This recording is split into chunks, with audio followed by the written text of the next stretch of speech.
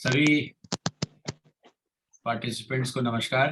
अतुल जी, आज की कार्रवाई आरंभ कीजिए। ओके। रेवा लॉज वडोदरा, रोहित लॉज अमदावाद અને જ્યોતિ લોજ મુંબઈના ઉપક્રમે આયોજિત આજના ત્રિવેણી મંગળવાર મીટિંગના 15મા 3 ફેડરેશન તેલુગુ, મુંબઈ અને ગુજરાતના આજના ઈ પ્રવચન વિચાર શક્તિના વક્તા શ્રી હરિનાથજી, શ્રી સાઈરામ પાટેજી તેમજ અર્ચના મુનશીજી અને આજના મોડરેટર શ્રી તરલભાઈ મુનશી અને આજની સભામાં હાજર સર્વ સભ્યોનું સ્વાગત કરું છું। આજના પ્રવચનની શરૂઆત કેશવરબેન આપણને વૈશ્વિક પ્રાર્થનાથી કરાવશે। કેશવરબેન, આપનું સ્વાગત છે। Yes. Oh, hidden life, vibrant in every atom. Oh, hidden life, vibrant in every atom. Oh, hidden light, shining in every creature. Oh, hidden light, shining in every creature. Oh, hidden love, embracing all in oneness. Oh, hidden love, embracing all in oneness. May each who feels himself as one with thee. May each who feels himself as one with thee. know he is also one with every other. No, he is also one with every other. Shanti, Shanti, Shanti. ધન્યવાદ કેશવરબેન। શ્રી તરલભાઈ મુનશીને આજના પ્રવચનની આગળની કાર્ય માટે આમંત્રિત કરું છું। તરલભાઈ, આપનું સ્વાગત છે। बहुत बहुत धन्यवाद अतुल भाई। हरिनाथ जी ने पिछली बार भी एक बहुत ही अनोखे विषय पर वार्तालाप किया था त्रिवेणी में, और आज भी थॉट पावर की शक्ति लेकर आए हैं। एक शॉर्ट उनका इंट्रोडक्शन करना चाहूँगा। वे MBA हैं और HR और मार्केटिंग भी हैं। 8 साल का उन्हें सेल्स एक्सपीरियंस है अलग अलग कॉर्पोरेट कंपनीज में। पिछली कंपनी उनकी रियोनी बिजनेस सर्विस प्राइवेट लिमिटेड थी, जिसमें वो सेल्स हेड थे। वे ताड़ेपल्ली गुड़म नामक शहर में बरसते बसते हैं और उनकी लॉज का नाम है आनंदा लॉज। थियोसॉफी उन्हें बचपन से ही इसमें रुचि थी और उन्होंने श्री अरविंदो विद्या केंद्रम में अपना अध्ययन भी किया है, और बहुत बहुमुखी प्रतिभा है उनमें कि वो विषय के बहुत अंदर तक गोता लगाकर बाहर आते हैं। तो आइए हम सबको उस गहरे सागर में ले चलिए। धन्यवाद। Good evening to one and all. It's very warm welcome for every participant here. First of all, I would like to tell, like, I'm not an expert in brain. I'm not a brain specialist. Let's go into the basics of the thought power. Like, we are not going that much deep how the brain functions, but we can elaborate the basic things like how this thought is arising in our mind, and what all the factors that are influencing the power of this thought. So let's start the session. So first of all, the introduction starts like the self as knower. In studying the nature of man, we separate the man from vehicles which he uses, the living self from the garments with which he is clothed. So, in studying the nature of man, we are separating the man from the vehicles. Here, the vehicles in the sense, for suppose if I am a parent, I will be in the vehicle of father, and if I am working in a professional, I will be in the vehicle of that manifestation. So, we while living in the life, we take different vehicles or manifestations. In studying that, we have to take like the self is one, but however we are varying maybe the forms of manifestation. Self is one, but manifestations are different. When working through and by means of different kinds of matter, so it is of course true that there is but one self in the fullest sense of words, that as rays flame from the sun, the selves that are true men are but rays of supreme of self, and that each self may whisper, I am he. But for our present purpose, taking a single ray, we may assert also in its separation its own inherent unity, even though this be hidden by its form. So here the author wants to tell like there may be different manifestations for our convenience. We take the single manifestation here, the self. So if we take a sun, it is a supreme self, whereas the race is the forms of that self. So to study the sun, here he is not taking the sun, but he is taking a simple ray to understand it in a simple manner. So what he is telling is like taking a single ray, we may assert also in its separation, its own inherent unity, even though it is be hidden by its form. So consciousness is a unit, and the divisions we make it either for the purpose of study. We divide the consciousness into different forms like subconscious and unconscious, conscious. But all together, put together, it is a consciousness. It is a single pack. It is a unit. So for our convenience, we just break it into divisions. But don't see that in a fragmentary way, but see it as a whole. When you inculcate the habit of seeing a thing as a whole, you will understand it completely. When you are seeing it in a fragmentary way or in a fragmentary structure, it is easy for some kind of extent, like for some understanding it in an easy way or in a scientific manner, it is useful. But in spiritual manner, we should have to see things as a whole, but not in a fragmentary way. So for convenience, they have taken divisions of the consciousness, either made for the purpose of study. So due to the limitation of our perception power also, by the organ through which it works in the lower world. Fact that the manifestations of the self proceed severally from these three aspects of knowing, feeling, and energy.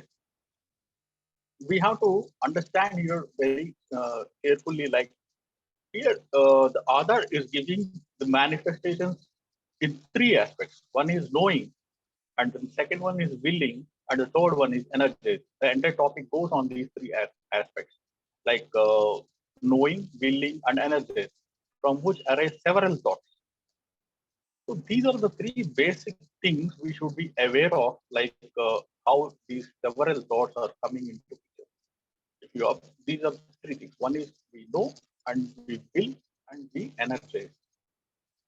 So desires and actions must not blind us to the other factors. There is no division of substance. So these three put together, it is a thought. Knowing, willing, and energized. There are, don't think these are divisions, but putting together, it is a thought. The whole self knows, the whole self wills, and the whole self acts. It is not like only one part of the self is acting or one part of self is willing and one part of self is knowing. All put together, the whole self knows, the whole self wills, and the whole self acts. When, if you observe how this thought is arising in my mind, we can easily understand, like first we will know the unknown. Like for suppose if you see a tree or some text, we don't know. We just see that and we will know about it. And then we will, that is called willpower. Without willpower, you can't move for an action. So these three things are necessary to have several thoughts. That is knowing, willing, and energy. Here, a beautiful thing has been given by Madam H.P. Blavatsky. Like, I am more is the expression of pleasure.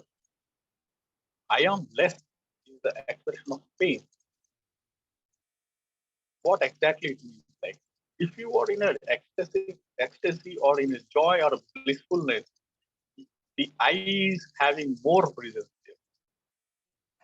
The I expresses more in that pleasure. But when you are in a pain, you become dull. That eye becomes dull, and that eye becomes numb. Uh, there is a less presence of eye in terms of pain. So when we observe this, I am, we find that it expresses itself in three different ways. So the first one is the internal reflection of a non-self. What is not self? Which is not me. That is the reality or the nature. I can say the reality. I can. So which is not me, that not self. The internal reflection of that not self is the knowledge.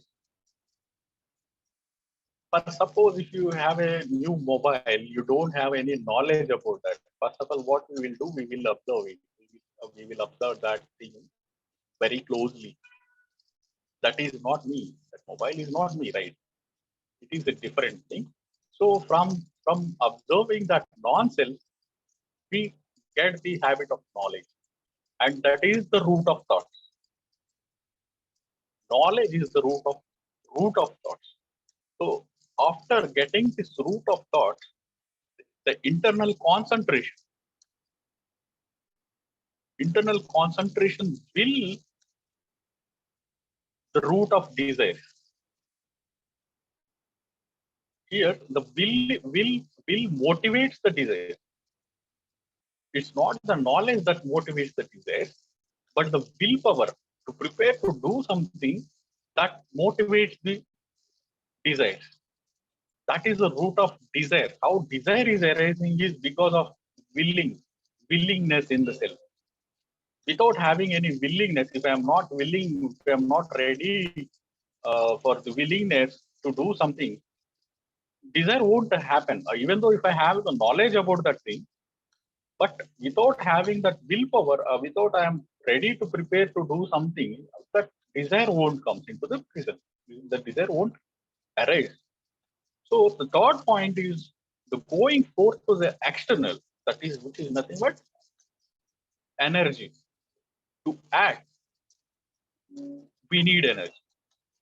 First of all, what we will do, if we don't know something, we will try to know about that thing, and we act. That the process is called acquiring knowledge.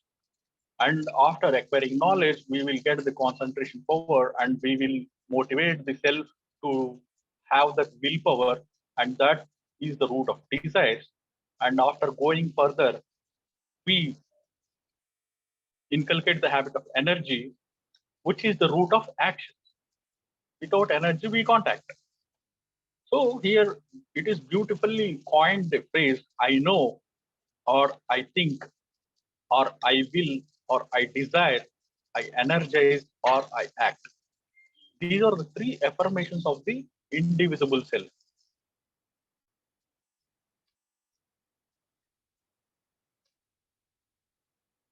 Just a second, I think,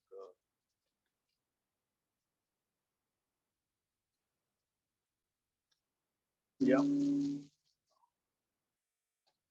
I am audible. Oh. So the three things, if you observe, the internal reflection of the non-self knowledge, the root of thoughts, the internal concentration will, the root of desire, and the going forth to the external energy, the root of action. I know, or I think, I will, or I desire, I energize, or I act. These are the three affirmations of the indivisible self, of the I am. All manifestations may be classified under one or of other of these three heads. So for suppose, if you observe this, what he is telling, I know suffering.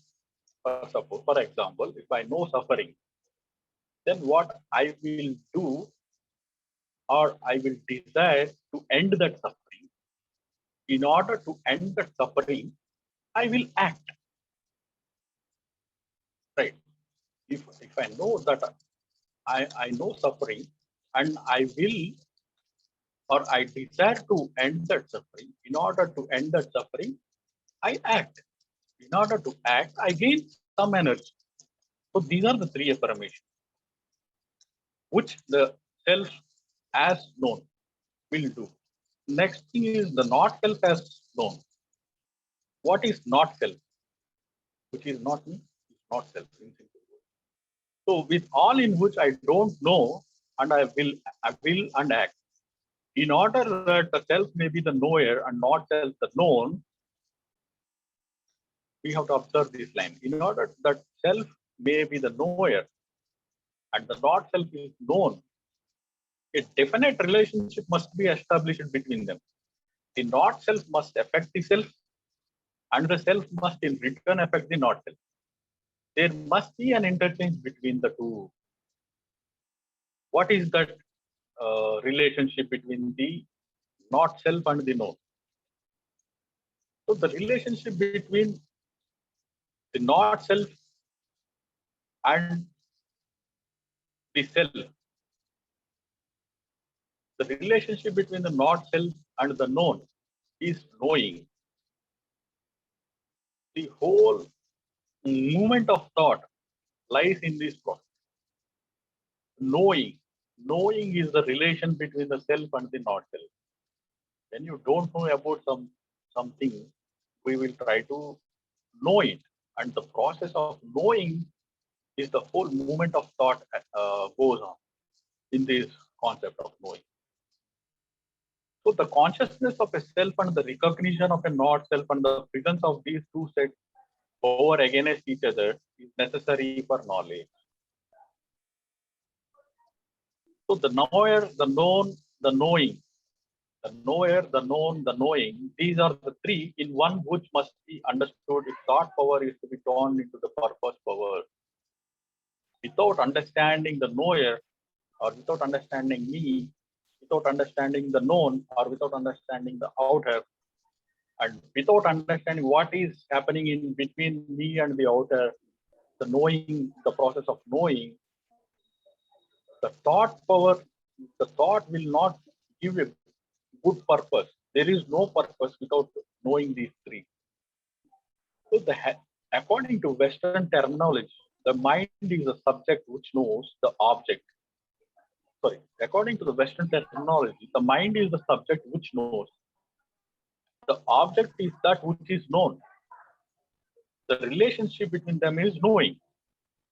So we must understand the nature of the knower,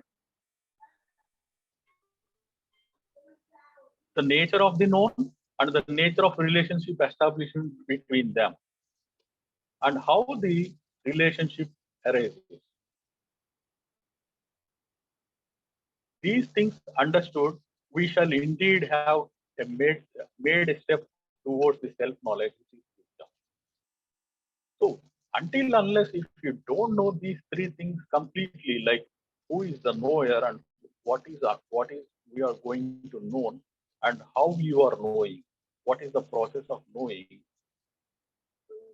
that without knowing all these movement of things, you can't call it as a wisdom. Wisdom is nothing but if you know completely about the purpose of that particular thing, then we can call it as a wisdom. Until unless it is not at all, it comes under a knowledge, it comes under thought. Otherwise, if you know completely about these three things, wisdom comes into picture. So to put an end to pain is the final reason for philosophy. And that is not true wisdom, which does not conduce to the finding peace. Anything which does not help to find peace is not a true wisdom. Or suppose if I invented some mission, if it is not useful or if it is not creating peace in the world, then it is not a wisdom. Of course, it is a scientific invention, but it is a great invention. Maybe it is a great invention. If it is not using for peace, then I can say that is an intelligence created by thought, but not a complete wisdom.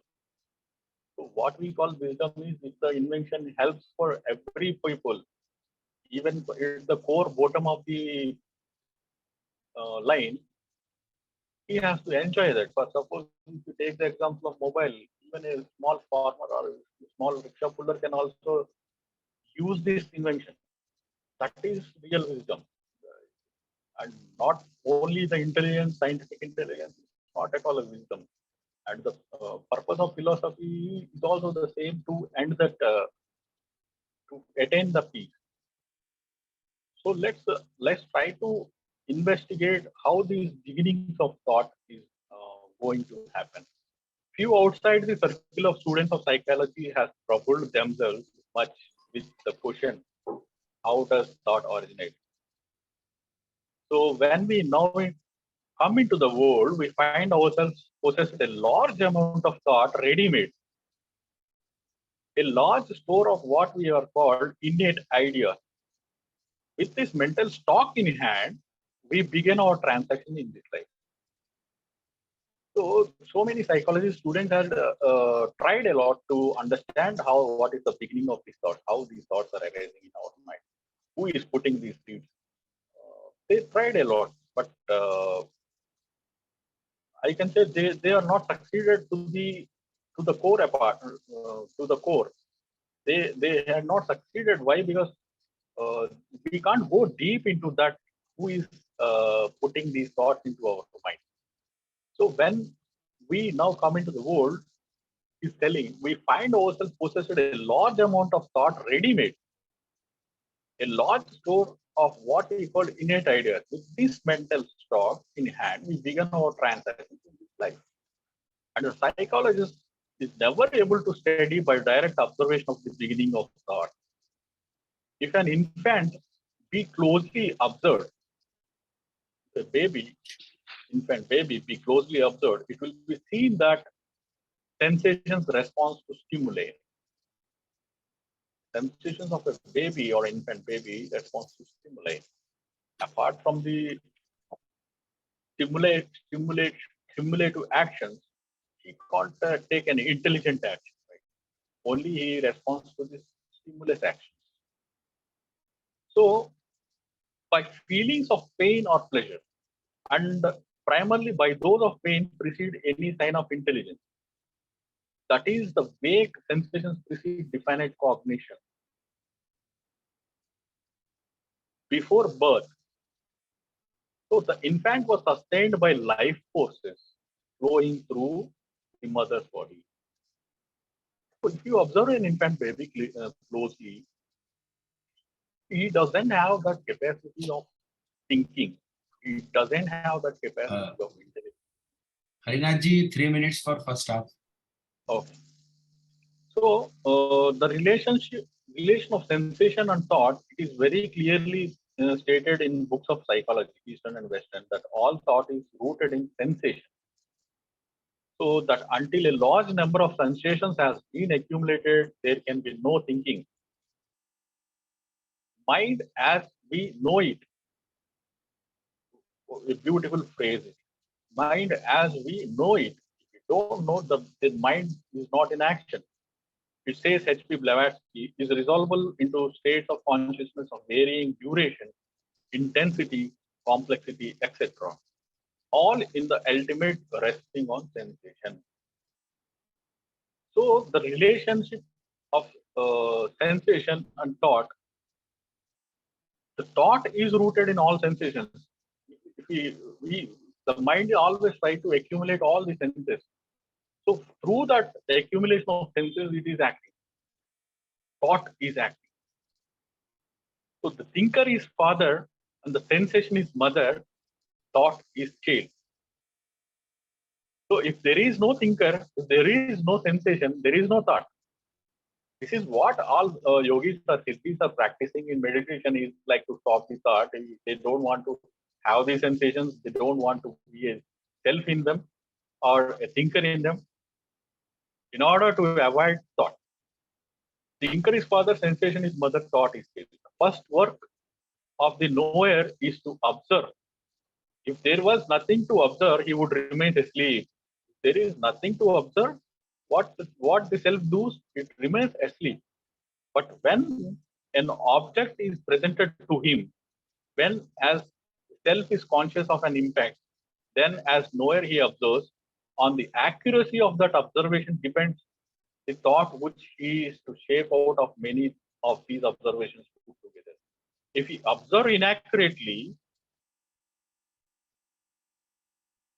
if he establishes a mistaken relation between the object that he made the impact and himself who is observing the impact, then the out of that error in his own work will grow the number of consequent errors that nothing can put right, save going back to very beginning.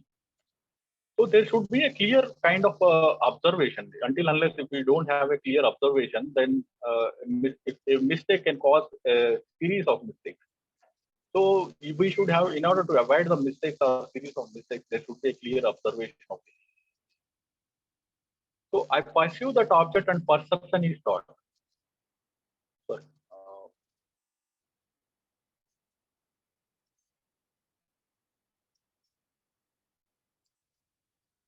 Let us see how sensation and perception work in special case. Suppose I feel a touch on my hand, the touch causes is answered by sensation. The recognition of the object which causes the sensation is thought. First, we had a feel on the hand, then we will sense it, and out of that sensation, the thought is arising.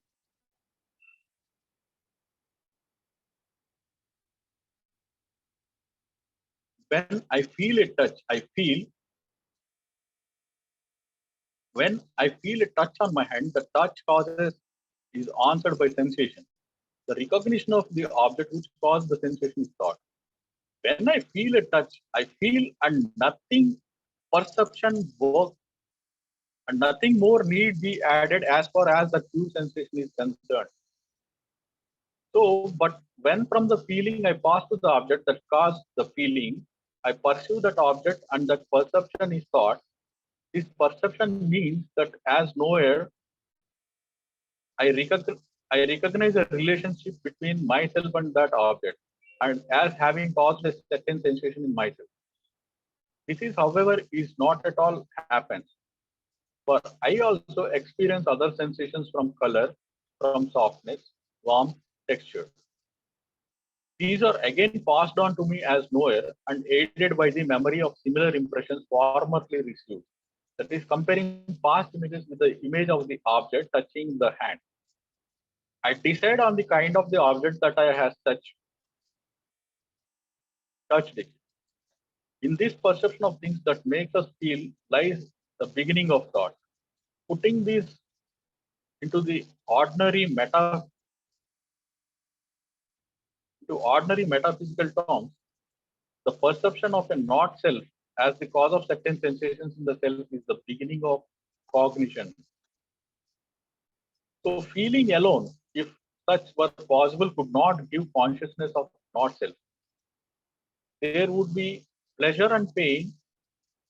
There would be the only feeling of pleasure or pain in the self as inner consciousness of expansion or contraction. Harinathji, Oh, the time is actually up. So can we stop here or you will take 1 minute to sum up? just give me 1 more minute so Sure, that I sir, will sure, finish sir. this slide. So no higher evolution, no evolution would be possible if a man could do nothing more than feel. Only when he recognizes the object as causes of becoming more and more causes of pleasure and pain does his human education begin. In establishing of a conscious relationship between the self and the non-self, the whole evolution depends. And that evolution will largely consist in these relations based on the external world.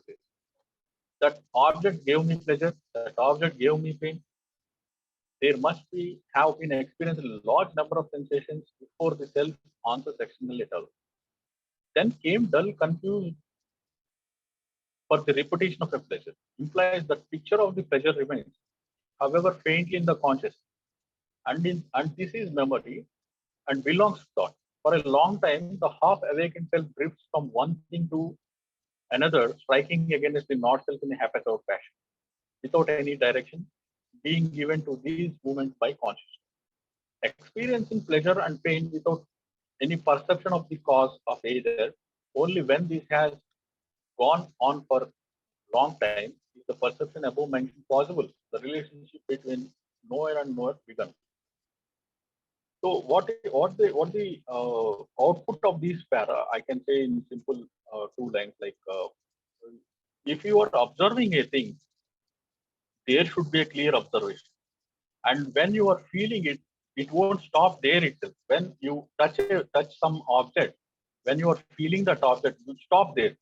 Well, we can't stop there itself, right? Because we move forward and we will it.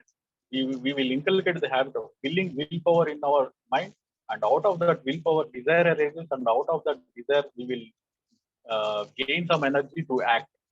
And this is the whole process of thought. If at all, if we see some object and if we end there itself, there will be no movement of thought process. So the whole para is telling this. So I can stop here, and we will continue in the next part regarding how clear perception or how to stop there after feeling some object. Thank you.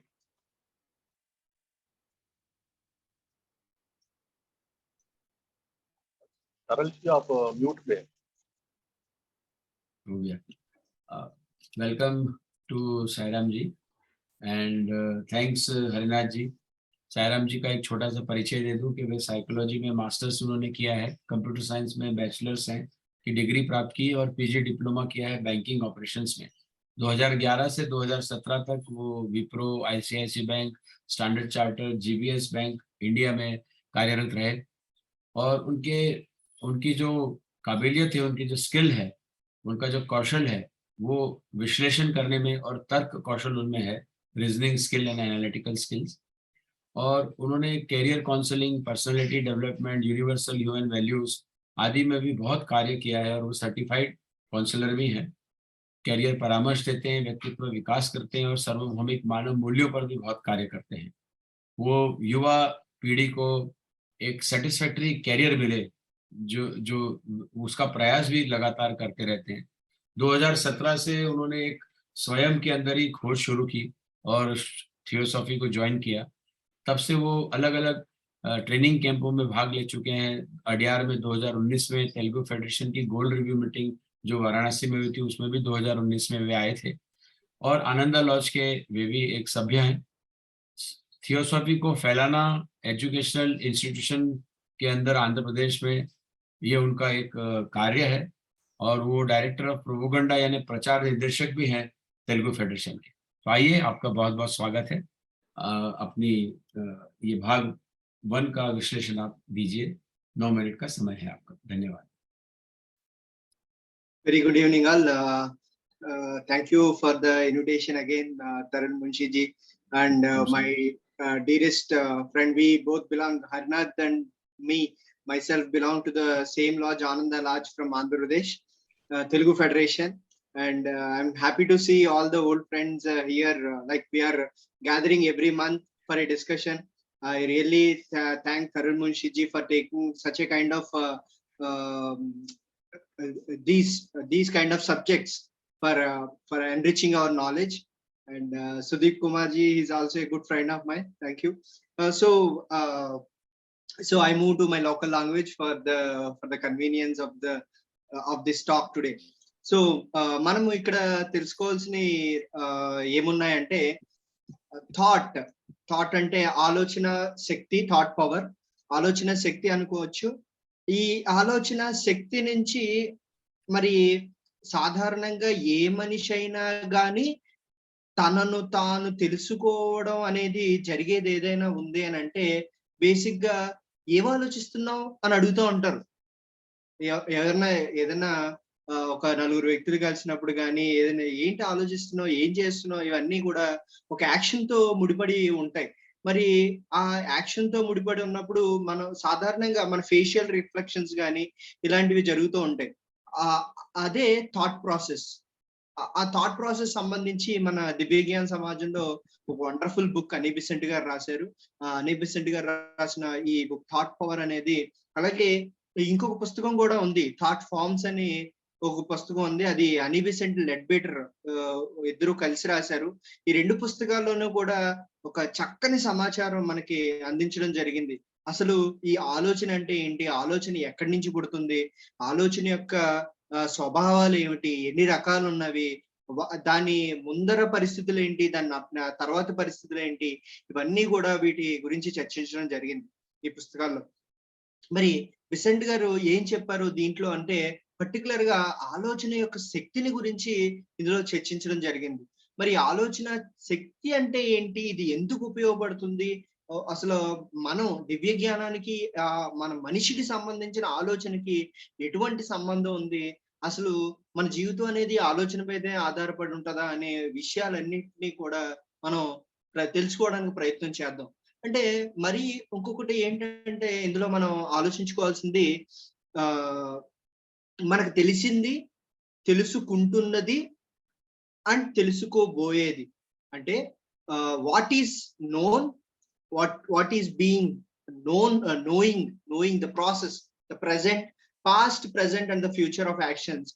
For even మనం ఇంకో విధంగా తెలుసుకునే ప్రయత్నం ఏం చేయొచ్చు అంటే మనిషిగా నేను ఏమిటి, నేను ప్రస్తుతం ఏం చేస్తున్నాను, నేను ఇంకా చేయవలసింది ఏమున్నాయి, అలాంటి విధంగా ఆ విధంగా కూడా మనం తెలుసుకునే ప్రయత్నం చేయొచ్చు.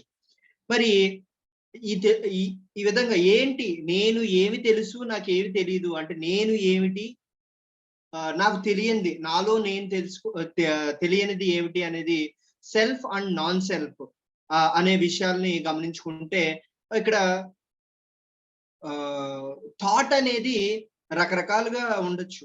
అసలు అలాగే మనం ఈ శరీరానికి 7 విభాగాలుగా విభజించినట్టుగా దివ్యజ్ఞాన సమాజంలో అంటే మన ఆలోచన అనేది రకరకాల ఫార్మ్స్ ని తీసుకుంటది, అంటే పరిపరి విధాల మారుతూ ఉంటుంది. ఎలాగైతే మనిషి కూడా తన శరీరాన్ని భౌతిక శరీరము, కామ, మనోమయ, విజ్ఞానమయ ఇలాంటి శరీరాలు ఏవైతే ఉన్నాయో ఆ శరీరాలకు అనుగుణంగా ఉన్నట్టుగానే మన ఆలోచన కూడా రకరకాల విధాలుగా ఉండొచ్చు. అయితే ఈ ఆలోచన అనేది ఎలా వస్తుంది అని అంటే మన సైకాలజీలో కూడా, సైకాలజీ కానీ ఫిలాసఫీ కానీ మనం ఏ సబ్జెక్ట్ అయినా తీసుకోవచ్చు. నార్మల్ గా మనం ఏదైనా విషయం తెలుసుకోండి నిశితంగా పరిశీలించగలిగితే సెన్సేషన్ అంటే భావప్రాప్తి అనేది జరగాలి. పర్సెప్షన్ అంటే మనం దాన్ని అర్థం చేసుకోగలగాలి.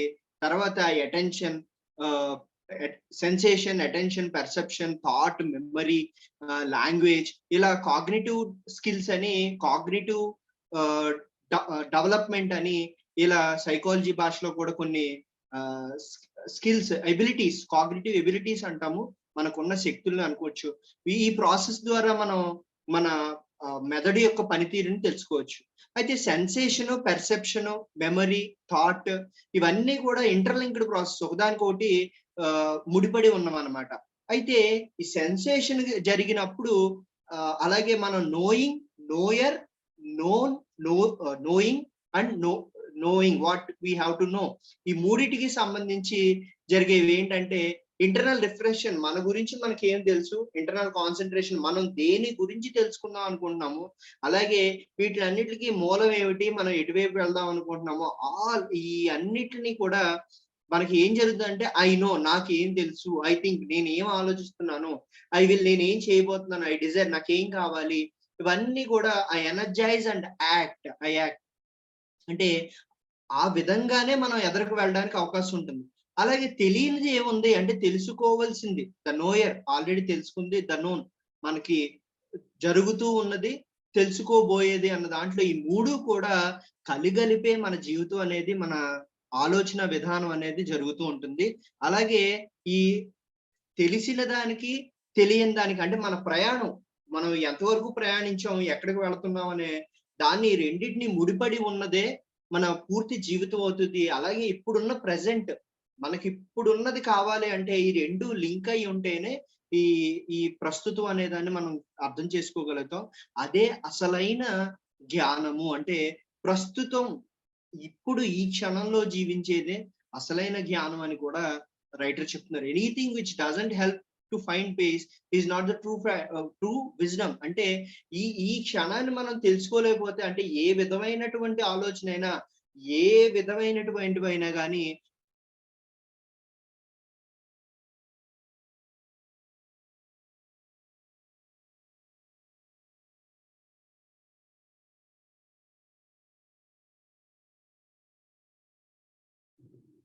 I think his connection is gone.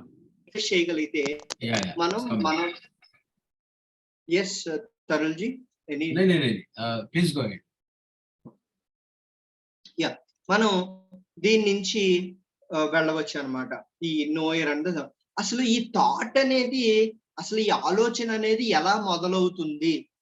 మనం తెలిసిన దాన్ని, తెలుసుకోబోయిన దాన్ని, ప్రస్తుతాన్ని, మూడింటిని గురించి కొంత సమాచారం తెలుసుకున్నాం.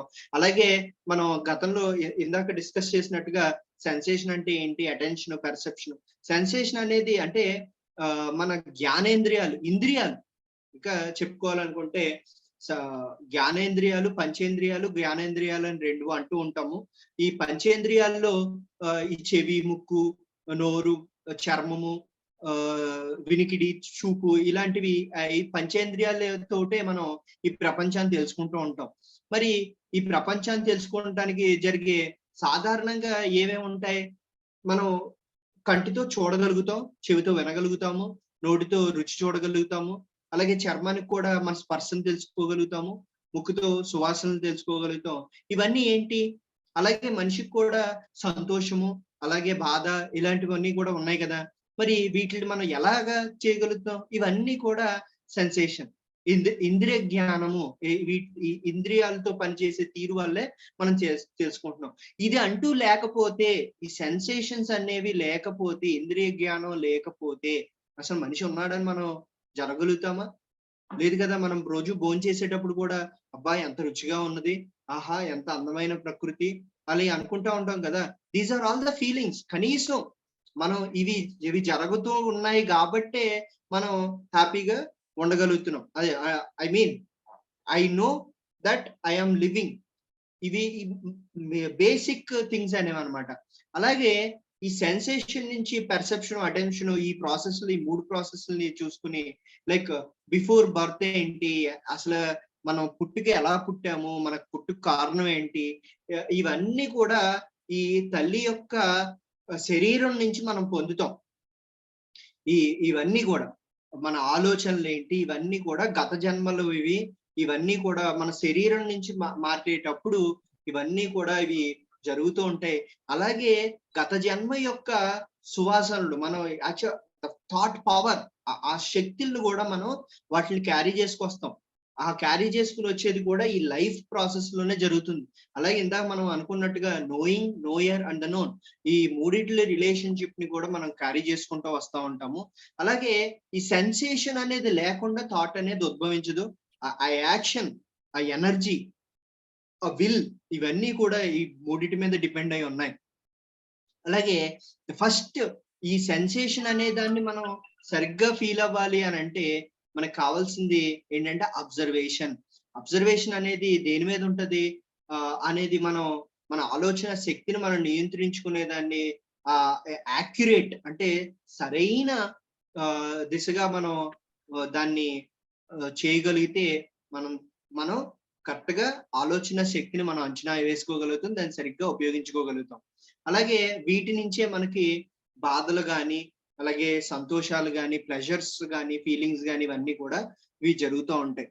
అలాగే ఈ పుస్తకంలో మెమరీ గురించి, కాన్సన్ట్రేషన్ గురించి, అసలు ఈ ఆలోచన శక్తిని మనం ఏ విధంగా ఉపయోగించుకోవచ్చు అవన్నీ కూడా దీంట్లో డిస్కస్ చేశారు. ముందు ఈ సెకండ్ హాఫ్ డిస్కషన్ లో మనం చేద్దాం. I'm done with the first part. Thank you, sir. Right on time. And I'll quickly introduce Archana ji, who's going to speak in Hindi. Way BSc microbiology हैं मुंबई से, और उन्होंने मास्टर्स माइक्रोबायोलॉजी में किया है बड़ौदा से। सॉफ्टवेयर डेवलपर भी रही हैं एक फाइनेंस इंस्टीट्यूशन में। अपने स्कूल में, कॉलेज में और प्रोफेशनल लेवल पर गुजराती और हिंदी और इंग्लिश नाटक किए हैं उन्होंने, और वो भारतवर्ष में और यूएस की भी प्रोफेशनल थिएटर टूर पे गई हुई हैं। FTII पुणे की वे छात्र रही हैं और कई डॉक्यूमेंट्रीज में उन्होंने असिस्ट किया है और कॉर्पोरेट फिल्म भी बनाई हैं। और उन्होंने साथ ही साथ ऑल्टरनेट मेडिसिन प्रैक्टिशनर की तरह क्वालिफाइड हैं और नेचुरोपैथी की प्रैक्टिस भी करती हैं। वे थियोसॉफी में 2010 से जुड़ी ज्योति लॉज की मेंबर हैं और लगातार त्रिवेणी के भी एक बहुत सशक्त स्तंभ है। आइए अर्चना जी, आपका स्वागत है। 9 मिनट में आप अपना प्रथम भाग समाप्त कीजिए। धन्यवाद। Thank you very much. पहले तो मैं हरिनाथ भाई को खास such a beautiful thought provoking lecture on the thought power. Just sir, echo आ रहा है।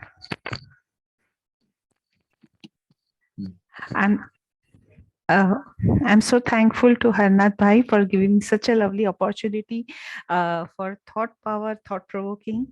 May I do the justice in Hindi?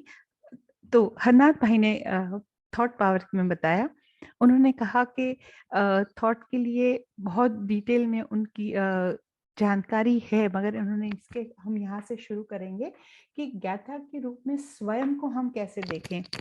मनुष्य की प्रकृति का अध्ययन करने में हम मनुष्य उन वाहनों से अलग करते हैं जिनका वह उपयोग करते हैं, यानी जीवित स्वयं भी वो उन वस्त्रों से भी जो वो पहने हुए हैं। जैसे पिताजी होता है तो पिताजी बनना एक व्हीकल के रूप में होता है, ऐसे उन्होंने एक उदाहरण दिया। आत्मा एक है, चाहे वह विभिन्न प्रकार के पदार्थ के माध्यम से और उस माध्यम से कार्य करते समय उसकी अभिव्यक्ति के रूप में कितनी ही भिन्न क्यों न हो। यह निश्चित रूप से सच है कि शब्दों के पूर्ण अर्थ में केवल एक ही है, कि जैसे कि किरणें सूर्य से निकलती हैं, वैसे ही स्वयं जो सच्चे पुरुष है वे स्वयं परम की किरणें हैं, और प्रत्येक आत्मा फुसफुसाकर कहती है मैं वह हूँ। चेतना एक इकाई है और हम इसे जो विभाजन करते हैं या तो वो अध्ययन के उद्देश्य से बने होते या वो हमारे भ्रम होते हैं या समझने के लिए विभाजन करते हैं। हमारी बौद्ध गम्य शक्ति को उन अंगों द्वारा सीमित कर दिया जाता है जिनके माध्यम से ये निचली दुनिया में काम करते हैं। तथ्य ये है कि स्वयं की अभिव्यक्तियां आगे बढ़ती हैं, जानने, इच्छा करने और सक्रिय करने के अपने 3 पहलुओं से अलग, जिसे कई विचार, इच्छाएं और क्रियाएं उत्पन्न होती हैं। हमें दूसरे तथ्य से अंधा नहीं होना चाहिए कि पदार्थ का कोई विभाजन नहीं है। ये पूर्ण आत्मा जानती है, ये पूर्ण आत्मा चाहती है और ये पूर्ण आत्मा काम करती है। मैडम लेविट्स्की के अनुसार मैं अधिक हूं ये आनंद की अभिव्यक्ति है, मैं कम हूं ये दर्द की अभिव्यक्ति है। जब हम इस मैं हूं का निरीक्षण करते हैं तो हम पाते हैं कि ये 3 अलग अलग तरीकों से खुद को व्यक्त करता है। पहला, एक गैर आत्मा आंतरिक प्रतिबिंब ज्ञान जो विचारों की जड़ है। दूसरा, आंतरिक एकाग्रता इच्छा यानी कुछ करने की तैयारी, वो हमको बल देता है इच्छाओं की जड़ से। तीसरा, बाहरी ऊर्जा जो क्रियाओं की जड़ की ओर जाना है। इन्होंने एक बहुत अच्छा मोबाइल का एग्जाम्पल देके उन ये तीनों को समझाया। उन्होंने बताया कि मैं जानता हूँ या मुझे लगता है, मैं करूंगा या मैं चाहता हूँ, मैं सक्रिय हूँ या मैं कार्य करता हूँ। ये अविभाज्य आत्मा की 3 पुष्टि हैं। मैं हूँ सभी अभिव्यक्तियों को इन 3 प्रमुखों में से एक या अन्य के तहत वर्गीकृत किया जा सकता है। उन्होंने बहुत सुंदर उदाहरण दिया कि मैं दुख जानता हूँ, मैं दुख को खत्म करने के लिए फिर क्या करूंगा, कुछ करूंगा, और वो कुछ करने के लिए मुझे ऊर्जा चाहिए। एक सुंदर सा उदाहरण से इन्होंने तीनों पहलू समझाए। अब नॉट सेल्फ, अस्वयं को इस रूप में भी जाना जैसे जिसमें मैं नहीं जानता, ना ही मेरी इच्छा है, ना ही मैं कार्य करूंगा। स्वयं को जानने वाला और अस्वयं नॉट सेल्फ को ज्ञेय होने के लिए उनके बीच एक निश्चित संबंध स्थापित होना चाहिए। नॉट सेल्फ को स्वयं को प्रभावित करना चाहिए और बदले में स्वयं को यानी जानने वाले को नॉट सेल्फ को प्रभावित करना चाहिए। दोनों के बीच कुछ एक इंटरचेंज होना चाहिए।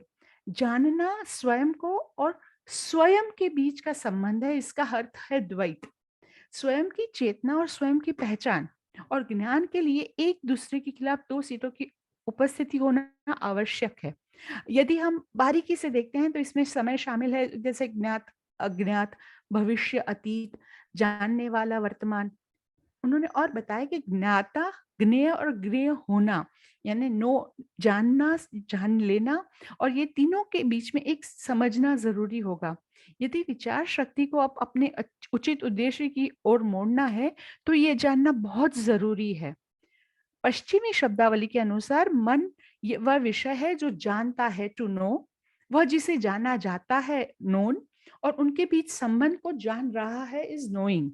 हमें जानने वाले का स्वभाव, ज्ञात का स्वरूप, उनके बीच स्थापित संबंध की प्रकृति और वह संबंध कैसे उत्पन्न होता है, ये समझना चाहिए। इन बातों को समझ लेने पर हमने वास्तव में उस आत्मज्ञान की ओर एक कदम बढ़ाया होगा जो कि ज्ञान है। दर्द का अंत करना ही दर्शन का अंतिम कारण है, और यह सच्चा ज्ञान नहीं है जो शांति पाने के लिए प्रेरित नहीं करता। अर्थात जो कुछ भी शांति पाने में मदद नहीं कर सकता वह सच्चा ज्ञान नहीं है। अब विचार की शुरुआत। उन्होंने कहा कि मनोवैज्ञानिक के छात्रों के दायरे से बाहर कुछ लोगों ने खुद को बहुत सारे सवालों से परेशान किया कि विचार कैसे उत्पन्न होता है। जब आप दुनिया में आते हैं तो हम अपने आप को बड़ी मात्रा में तैयार विचारियों से युक्त पाते हैं, जिसे हम जन्मजात विचार कहते हैं, जो एक बहुत सारा बड़ा सा भंडार है। इस मानसिक भंडार के साथ हम जीवन में अपना लेन देन शुरू कर देते हैं, और मनोवैज्ञानिक कभी भी प्रत्यक्ष अवलोकन द्वारा विचार की शुरुआत का अध्ययन करने में समक्ष नहीं होता है। यदि एक शिशु को बारीकी से देखा जाए तो ये देखा जाएगा कि संवेदनाएं हैं जो उत्तेजनाओं की सिर्फ प्रतिक्रिया ही है।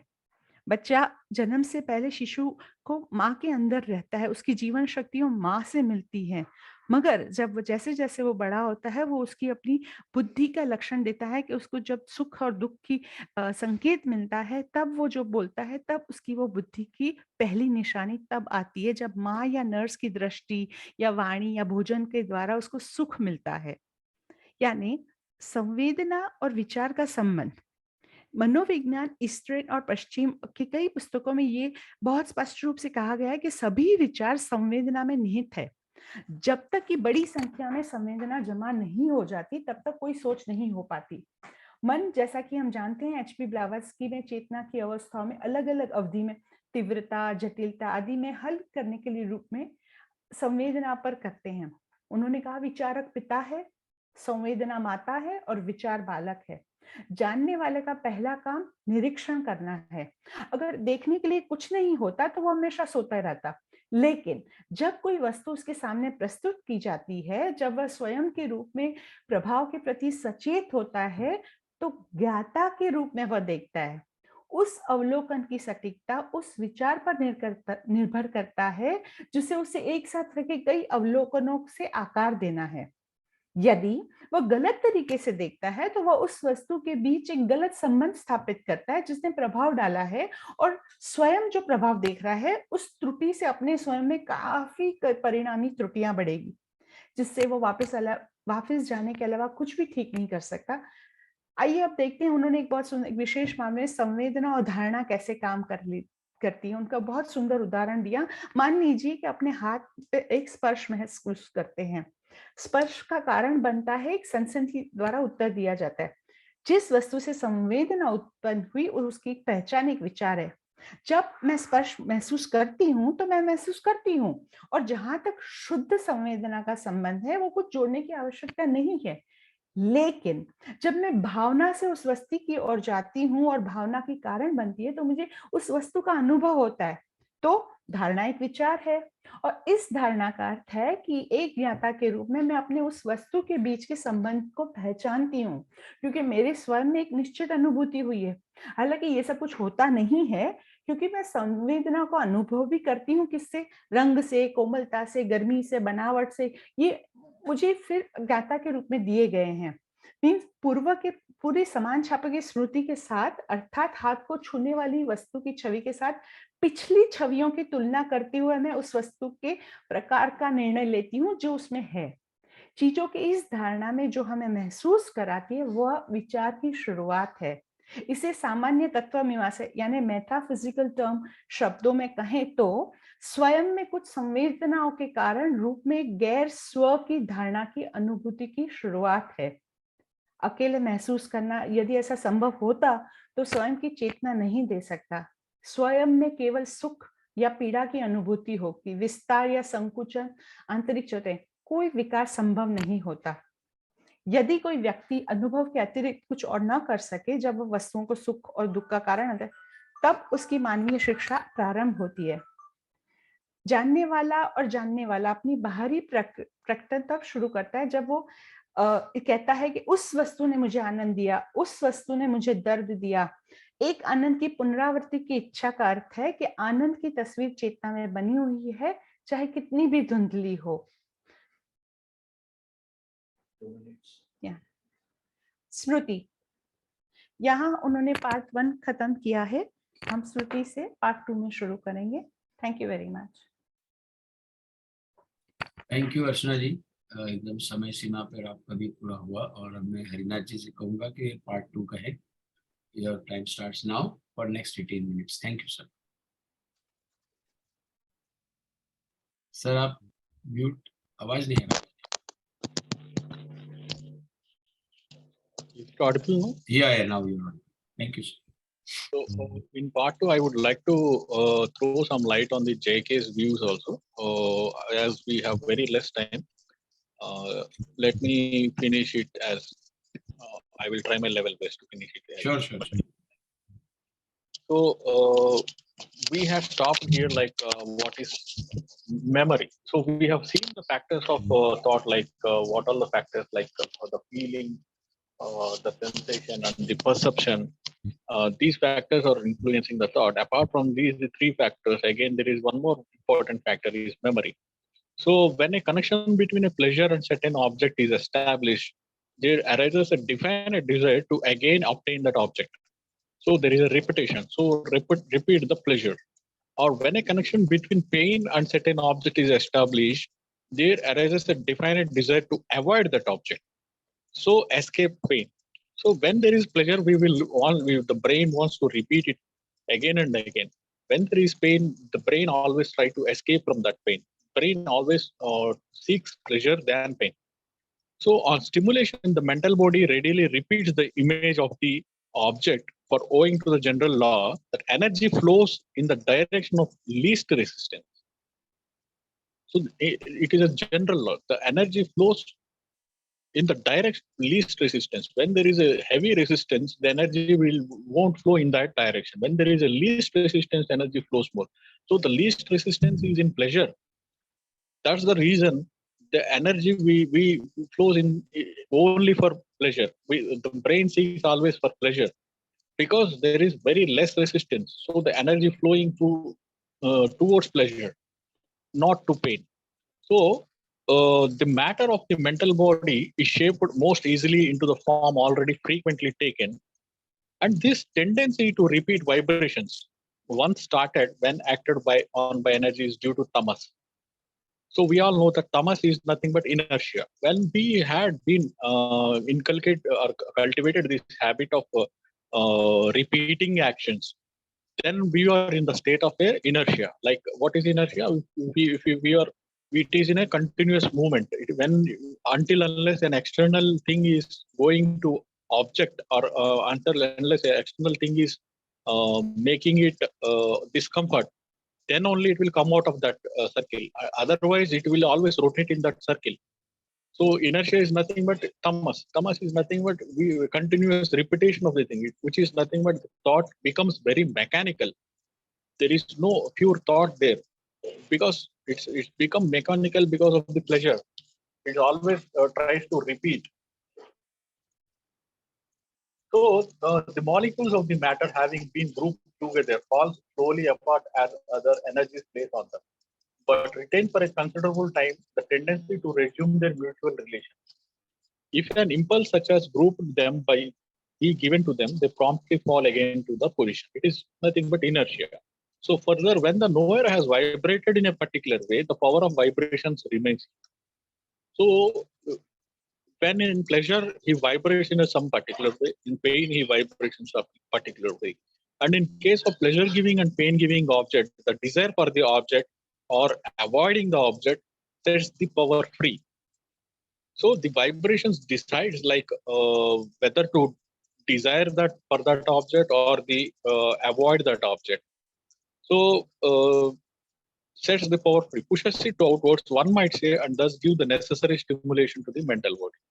The image thus produced is recognized by the knower And in one case, the attachment caused by pleasure makes him reproduce also the image of the pleasure. In other, the repulsion caused by pain equally causes the image of pain. The object of pain and pleasure are connected to in experience.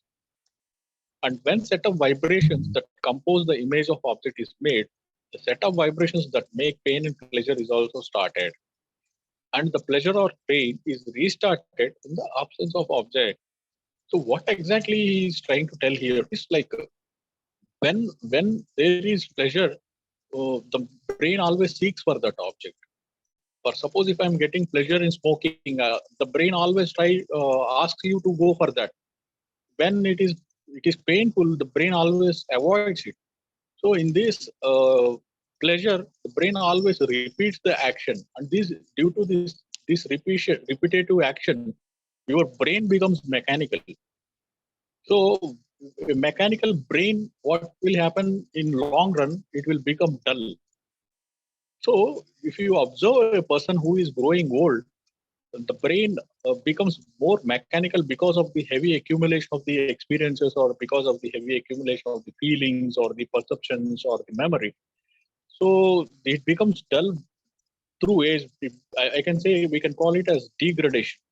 So the set of vibrations that make pain pleasure is also started, and pleasure or pain is restarted in the absence of the object, even though that object is not there. If memory is there of that object, we can feel pain and pleasure also.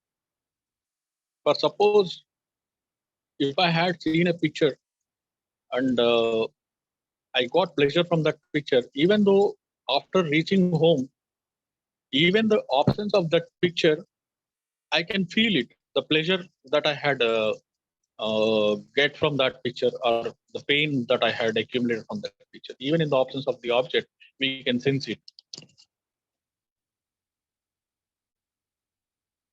So this is about memory, which is playing a major role in the process of thought process. I would like to go directly into the views of JK. This has been taken from the Madras talk on 6th January 1981, and the question number 8. How does one get to the very source of thought? The questioner had asked him, how does one get to the very source of thought? So that there is possibility of silencing the thinking process itself. Very beautiful question a questioner has asked. How does one get to the very source of thought? So that there is a possibility of silencing the thinking process itself.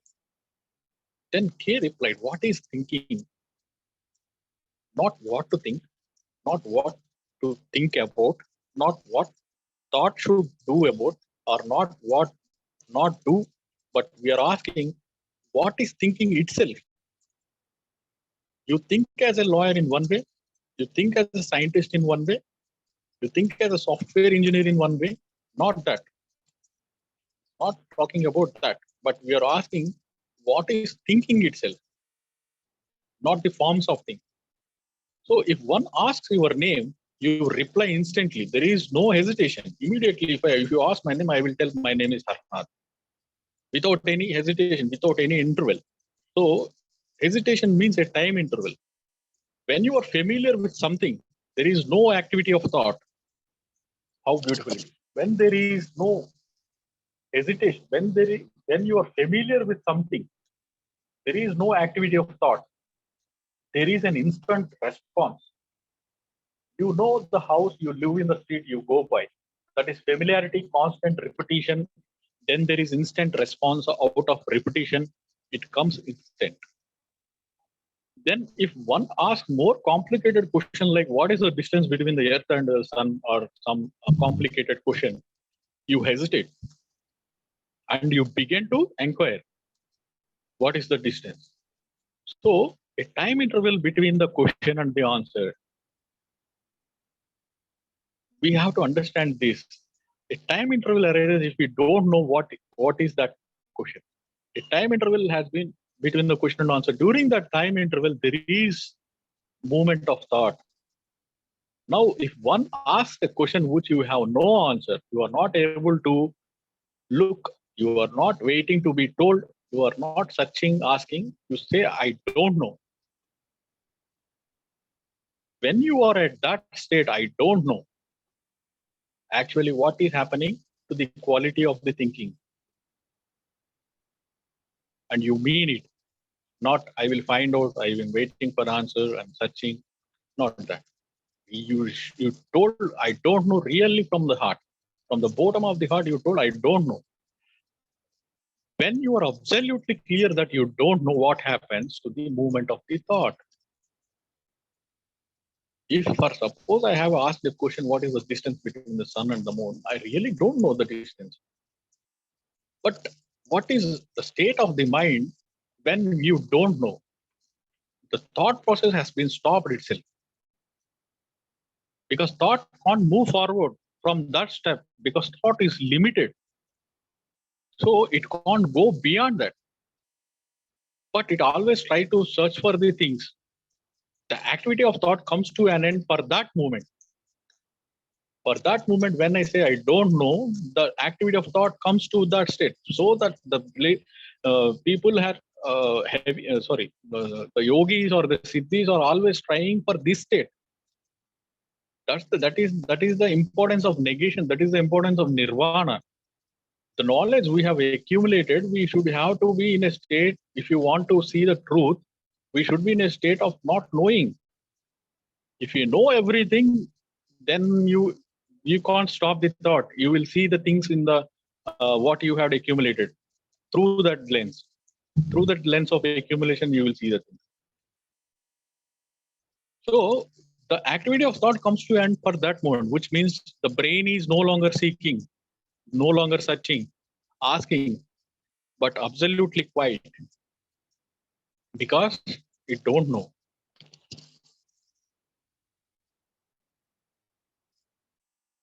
So is your brain ever in that state of not knowing about anything, or your brain is always full of knowledge? I can say we are always in the second stage. Like we are always in the full of knowledge in our brain. We never see things of, we don't obey that we don't know. We will try to find out, even it is wrong, we always try to tell through the knowledge, limited knowledge we have. But see the beauty of not knowing, see the beauty of negation, see the beauty of nirvana state. When you don't know, when you don't have any knowledge, the brain remains utterly quiet. There is no movement or there is no step forward for the thought process itself. So your brain is always full of knowledge in which it is always occupied with so many words, occupied with so many images, occupied with knowledge. You are acquiring more and more knowledge, and from that knowledge, thought, action. We are so full of other people's knowledge by reading books, by listening to gurus. We are second-hand people because we are seeing from the perception of others, because we are seeing from the objects of books, from the perception of gurus. We are not living our mind to its ability. So that's the reason he called we are second-hand people. A brain which is don't know, such a brain is quite brain because it is totally unoccupied. It is not moving any forward, backward, or anything else. It just stopped there itself. It is totally unoccupied. It is occupied when necessary, but otherwise absolutely in a state of not knowing now. The source of thought is memory. As we had discussed, memory is knowledge. So knowledge is experience. See the link between these. Memory is knowledge. What the knowledge we are calling is the memory. It born out of the memory, and the knowledge is experience. What the knowledge is, we experience it. So when we place this memory, knowledge, and experience in right place, when we have given a right place for this memory, knowledge, and experience, then thought will be in its right place. That means thought can stop there itself. So knowledge is experience. That's a fact. So the source of thought is experience, whether your experience or 1,000 years of experience which is stored up in the brain as knowledge. Their thought is a material process. matter, anything that thought creates is a matter. He said our gods are matter. Because I know you don't like it, because he said the gods are matter. Because the gods are created by thought. For example, Jesus is not a Christian. But how this Christianity has come into picture? Buddhist is not a Gautama Buddha is not a Buddhist. I think he is a Kshatriya. But how this Buddhism has been, who created this Buddhism? This religions, who created this religion? It is created by man. It is created by thought. It has not originated from the beginning. It is created from the thought. That's the reason he said like that. There is nothing sacred in what thought has created. It's the mind beyond the thought, beyond the time, that knows what is to be sacred. When you go beyond the thought, when you go beyond the time, when you are in the state of timeless, when you are in the state of eternal non-being, when you are in the state of not self, when you are out of the thought, this is what all Himalayan yogis or so-called meditation people are trying to do, is they always try to stop the thought. If you go beyond this thought, time and everything, that is what remains is sacred. So what is thought? In my relationship with you, I have recorded an image. Suppose I have recorded, then that record becomes the observer. But if there is no observer, no record, there is only seeing, observing. Is it possible not to record? That is again the question. I know the mechanism of recording. Physically, it is necessary to record, but psychologically, is it necessary? If somebody says something brutal to me, why should I have to record it? Or suppose you have scolded me, you said, why should I have to record that? Why should I have to record a hut? To drive a car, for a carpenter, it is necessary to have a knowledge. But at inward level, is it possible to stop the recording? Yes, it is possible to stop the recording. When the thought, what I said in the previous, it is possible to stop the recording only if you give thought its right place. Only if you give memory its right place. Only if you give experience its right place. Only if you give perception its right place. Only when there is only seeing, then it is possible to stop the recording. What is that right place we have to think of? Of course, for some physical things, we should have to record everything. For driving a car, we should have to record that. For physical being, it is necessary. But if somebody is hurting you, why should I have to record that hurt at all? So when you are giving a right place for these all things, then we can stop that recording. And it is possible to stop recording. That is the me and not me. We have been conditioned to this. That is me and that is not me. Can this mechanism of recording is necessary? Can there be no self at all? Which means live without self? Obviously, this is what all religious people are trying to do, is to go into the state of that non-self. When you, how will you go to not self? What is self? We already discussed, right? We are the experience, we are the memory and everything. So when there is the right place for the thought, right place for memory, right place for experience, then we are in that state of not self. We can go to that not self. So what is intelligence then? Is it born of knowledge? Is it born of thought? There is a tremendous energy involved to go to moon. Each part has to be perfect and a lot of people involved in it. And that is the intelligence by thought. It's not a natural intelligence. Or suppose if you want to go to moon, then the intelligence, the scientists have a particular intelligence which is created by thought. And that intelligence is limited. There is an intelligence brought by thought. Therefore, that intelligence can become cruel. Take the example of an atom bomb. It is a great invention, but it is how it is the purpose. What is the purpose? Is it a real wisdom? We can call it. We can't call it, right? Because it is using for cruelty purpose. So that is not intelligence. The intelligence which is not bringing out peace or wisdom, it is not at all a true intelligence. Is there an intelligence which is born out of thought? So what place of love in all this? Is love desire? Is love pleasure? Is love sensation? The intelligence which is not born of thought, the intelligence cannot exist without love. The intelligence is the essence of love. When there is love and compassion, there is that intelligence, which is not product of thought. And that love is not opposite of hate, and love and compassion cannot exist if there is an attachment. That is, I am attached to my religion, I am attached, I'm a Hindu, I'm a Catholic, I'm a Muslim, etc. I'm attached to myself, to God, and I say I have compassion. That is not compassion. So what exactly the intelligence is? The intelligence which is mingled with love, which is blended with love. The intelligence which is having that essence of love, that is called true intelligence. If you observe the nature, nature is having its own intelligence. How a seed is growing into a plant, who is helping that process? Nature itself is doing that process. It is having its own intelligence. In front of that beautiful and architectural intelligence of nature, our intelligence is very limited, because the intelligence of the man is the intelligence of the thought.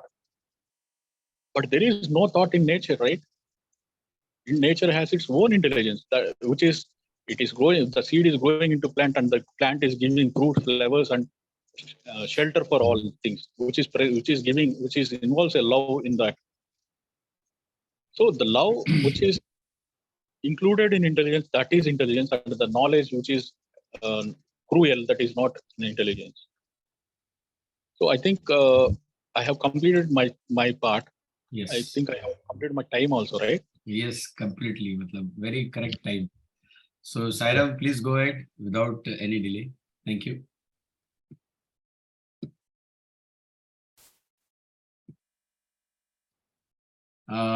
Unmute yourself. Yeah, that's Yeah, wonderful. And yeah, is my voice clear and audible? Yeah, perfect. So that's a wonderful input from brother Harinath ji. And like manamu, like the sensation, the perception process, and the thought process we have discussed. Manam, I'm going for the next part. So manamu chuskunte ఈ sensation గానీ, perception గానీ, thought గానీ, మనం ఇందాక చెప్పుకున్నట్లుగా ఇవన్నీ కూడా ఒకదానికోటి ముడిపడి ఉన్నవి. మరి అందులో మెమరీ అంటే ఏమిటి? సాధారణంగా there is a scientist like ఒక ఎక్స్పెరిమెంట్ కూడా ఉందండి సైకాలజీలో, స్కిన్నర్స్ ఆపరెంట్ కండిషనింగ్ థియరీ అని థియరీస్ కూడా ఉన్నాయి. బిహేవియర్ ని ఎలా మాడిఫై చేస్తాం, బిహేవియర్ మాడిఫికేషన్ అనేది ఎలా జరుగుతుంది అనేది Skinners, Ivan Pavlov and Skinner, B F Skinner అని ఇద్దరు సైంటిస్టులు ఉన్నారు. వాళ్ళు చేసిన ఎక్స్పెరిమెంట్స్ కి ఈ మెమరీ కూడా మనకి రిలేట్ అవుతుంది. అయితే తెలుగులో మనం మెమరీని గుర్తు అంటాం. మీకు గుర్తుందా, గుర్తుంచుకున్నారా, ఏమి గుర్తు లేదా, ఇలాంటి ఒక పదాన్ని మనం సాధారణంగా వాడుతూ ఉంటాం.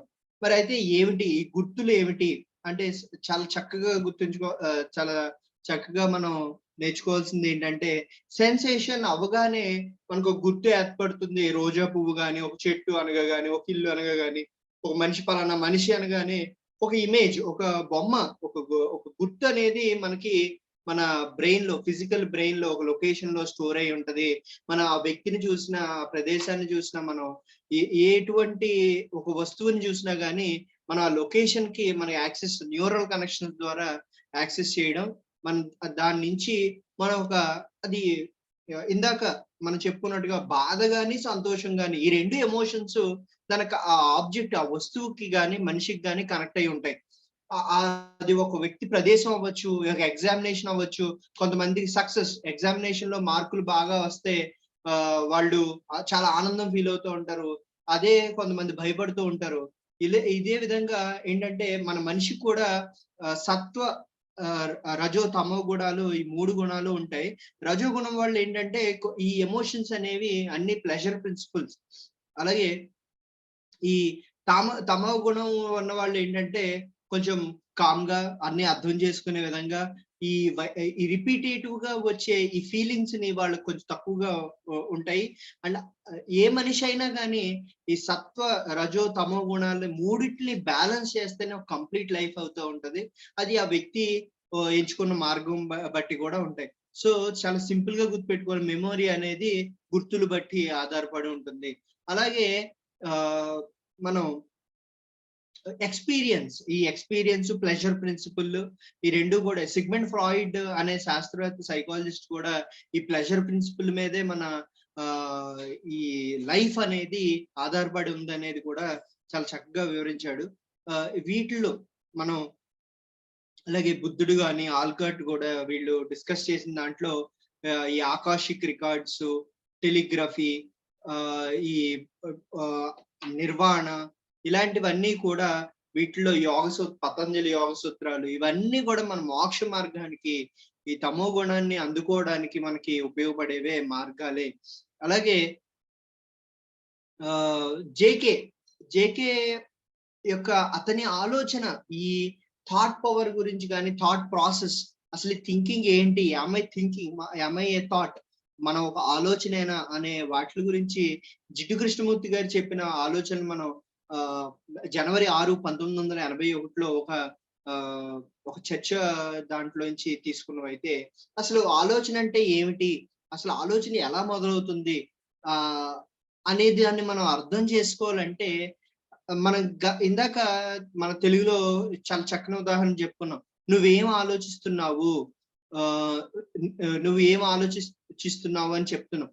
సో అదే జేకే గారు కూడా చాలా చక్కగా వివరించండి, నేనేం ఆలోచించబోతున్నాను, నా ఆలోచన ఏమిటి అనే దాన్ని కాకుండా అసలు వాట్ ఈస్ అసలు ఆలోచన ప్రాసెస్ అంటే ఈ ఒక్క విధానం, ఆలోచన విధానం అంటే ఏమిటి అనే దాన్ని మనం ఆలోచించుకోగలిగితే ఆలోచన విధానం అనేది ఒక వ్యక్తికి వృత్తి తను చేసే పని బట్టి కూడా ఆధారపడి ఉంటుంది. ఒక బొమ్మను చెక్కే శిల్పి అవ్వచ్చు, ఒక లాయర్ అవ్వచ్చు, ఒక సైంటిస్ట్ అవ్వచ్చు, ఒక డాక్టర్ అవ్వచ్చు. ఒక మాలిక్యూల్ కానీ ఒక వస్తువుని కానీ ఒక మెటీరియల్ కానీ ఒక్కొక్క వ్యక్తి ఫిజిక్స్ లో ఒక ఆబ్జెక్ట్ గా చూస్తాం, కెమిస్ట్రీలో కెమిస్ట్ గా చూస్తూ ఉంటాం. అలాగే mathematician the length breadth sizes గురించి చూస్తూ ఉంటాడు, సాఫ్ట్వేర్ ఇంజనీర్ ఆ యొక్క పనితీరు గురించి ఆలోచిస్తూ ఉంటాడు.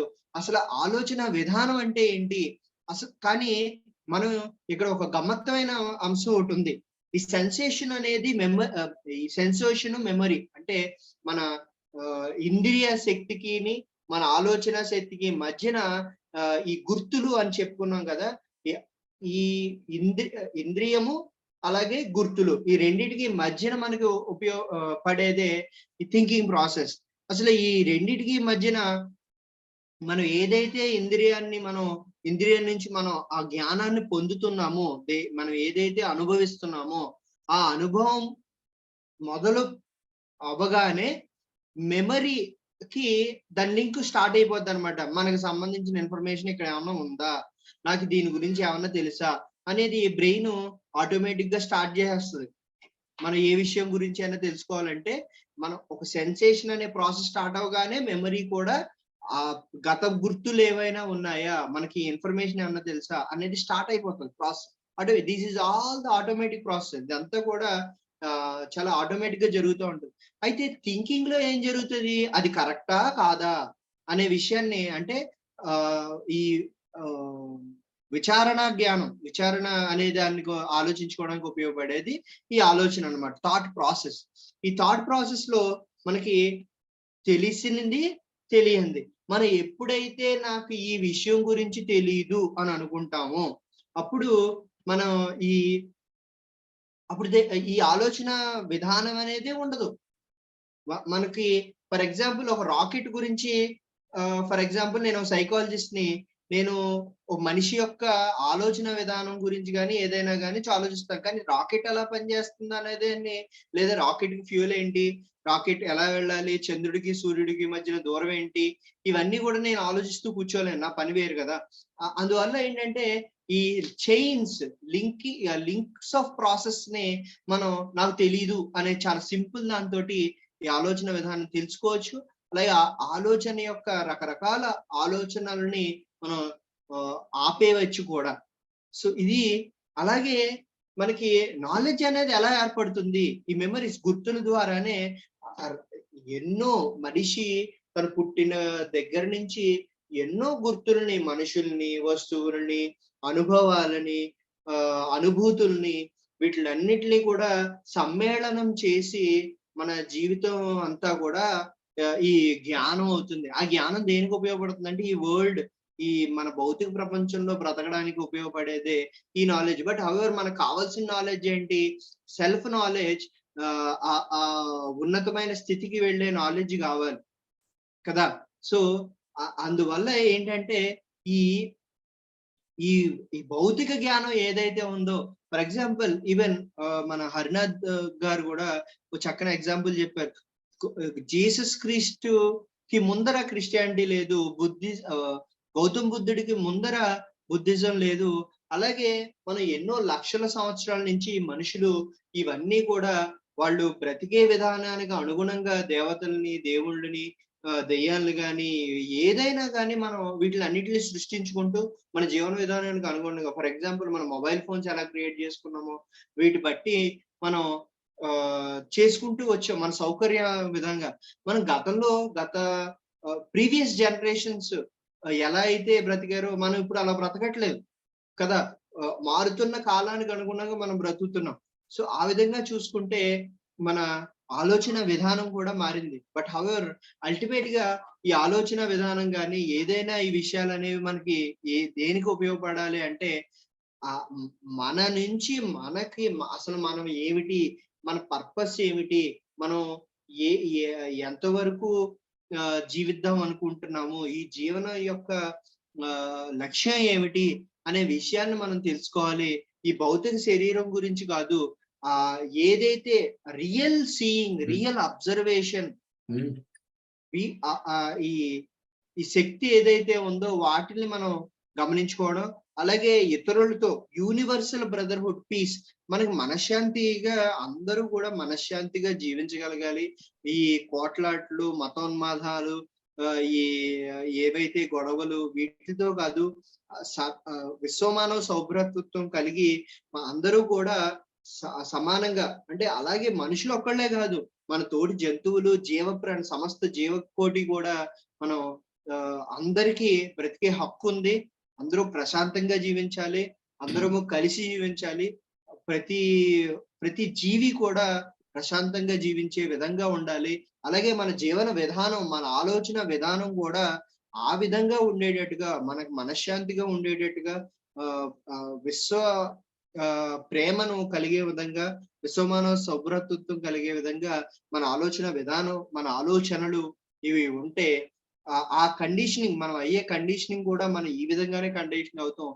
ఏదైతే మనం గుర్తుంచుకోవాలో మంచినే గుర్తుంచుకుందాం, బాధను కలిగించేవి లేదా ఇతరులను బాధపెట్టేవి ఆ గుర్తుంచుకునే విధానాన్ని కూడా మనం ఏది గుర్తుంచుకోవాలి. మనం ఏదైనా ఒక మనిషి గొడవలు జరిగితే అవి అన్ని అన్నెసరీ కదా. ఆ అవసరం లేని వాటిని మనం త్యజించి విడుదల చేసి మనకి ఏది మనశ్శాంతిని, విశ్వప్రేమను కలిగిస్తాయో వాటినే మనం గుర్తుంచుకోవాల్సిందిగా. అదే అసలైన విజ్ఞానము, జ్ఞానము, ఈ విశ్వజ్ఞానము గాని బ్రహ్మజ్ఞానం కూడా, మన దివ్య జ్ఞానాన్ని కూడా అదే తెలియజేస్తుందని మనం ఈ చర్చ ద్వారా మనం తెలుసుకోవచ్చు. So I'm concluding my part here. Thank you Sairam ji. Archana ji अपना पार्ट कंक्लूड कीजिए, अंतिम बात. धन्यवाद. Thank you sir, thank you Tarul ji for giving such an opportunity. Thank you all for the participation. Thank you. Yes अर्चना जी. अब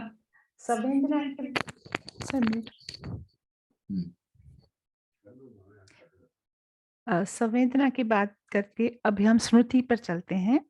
हरिनाथ जी ने बहुत सुंदर से उनको आंकलित किया है। स्मृति, विचार अच्छे और बुरे में कैसे अंतर करता है।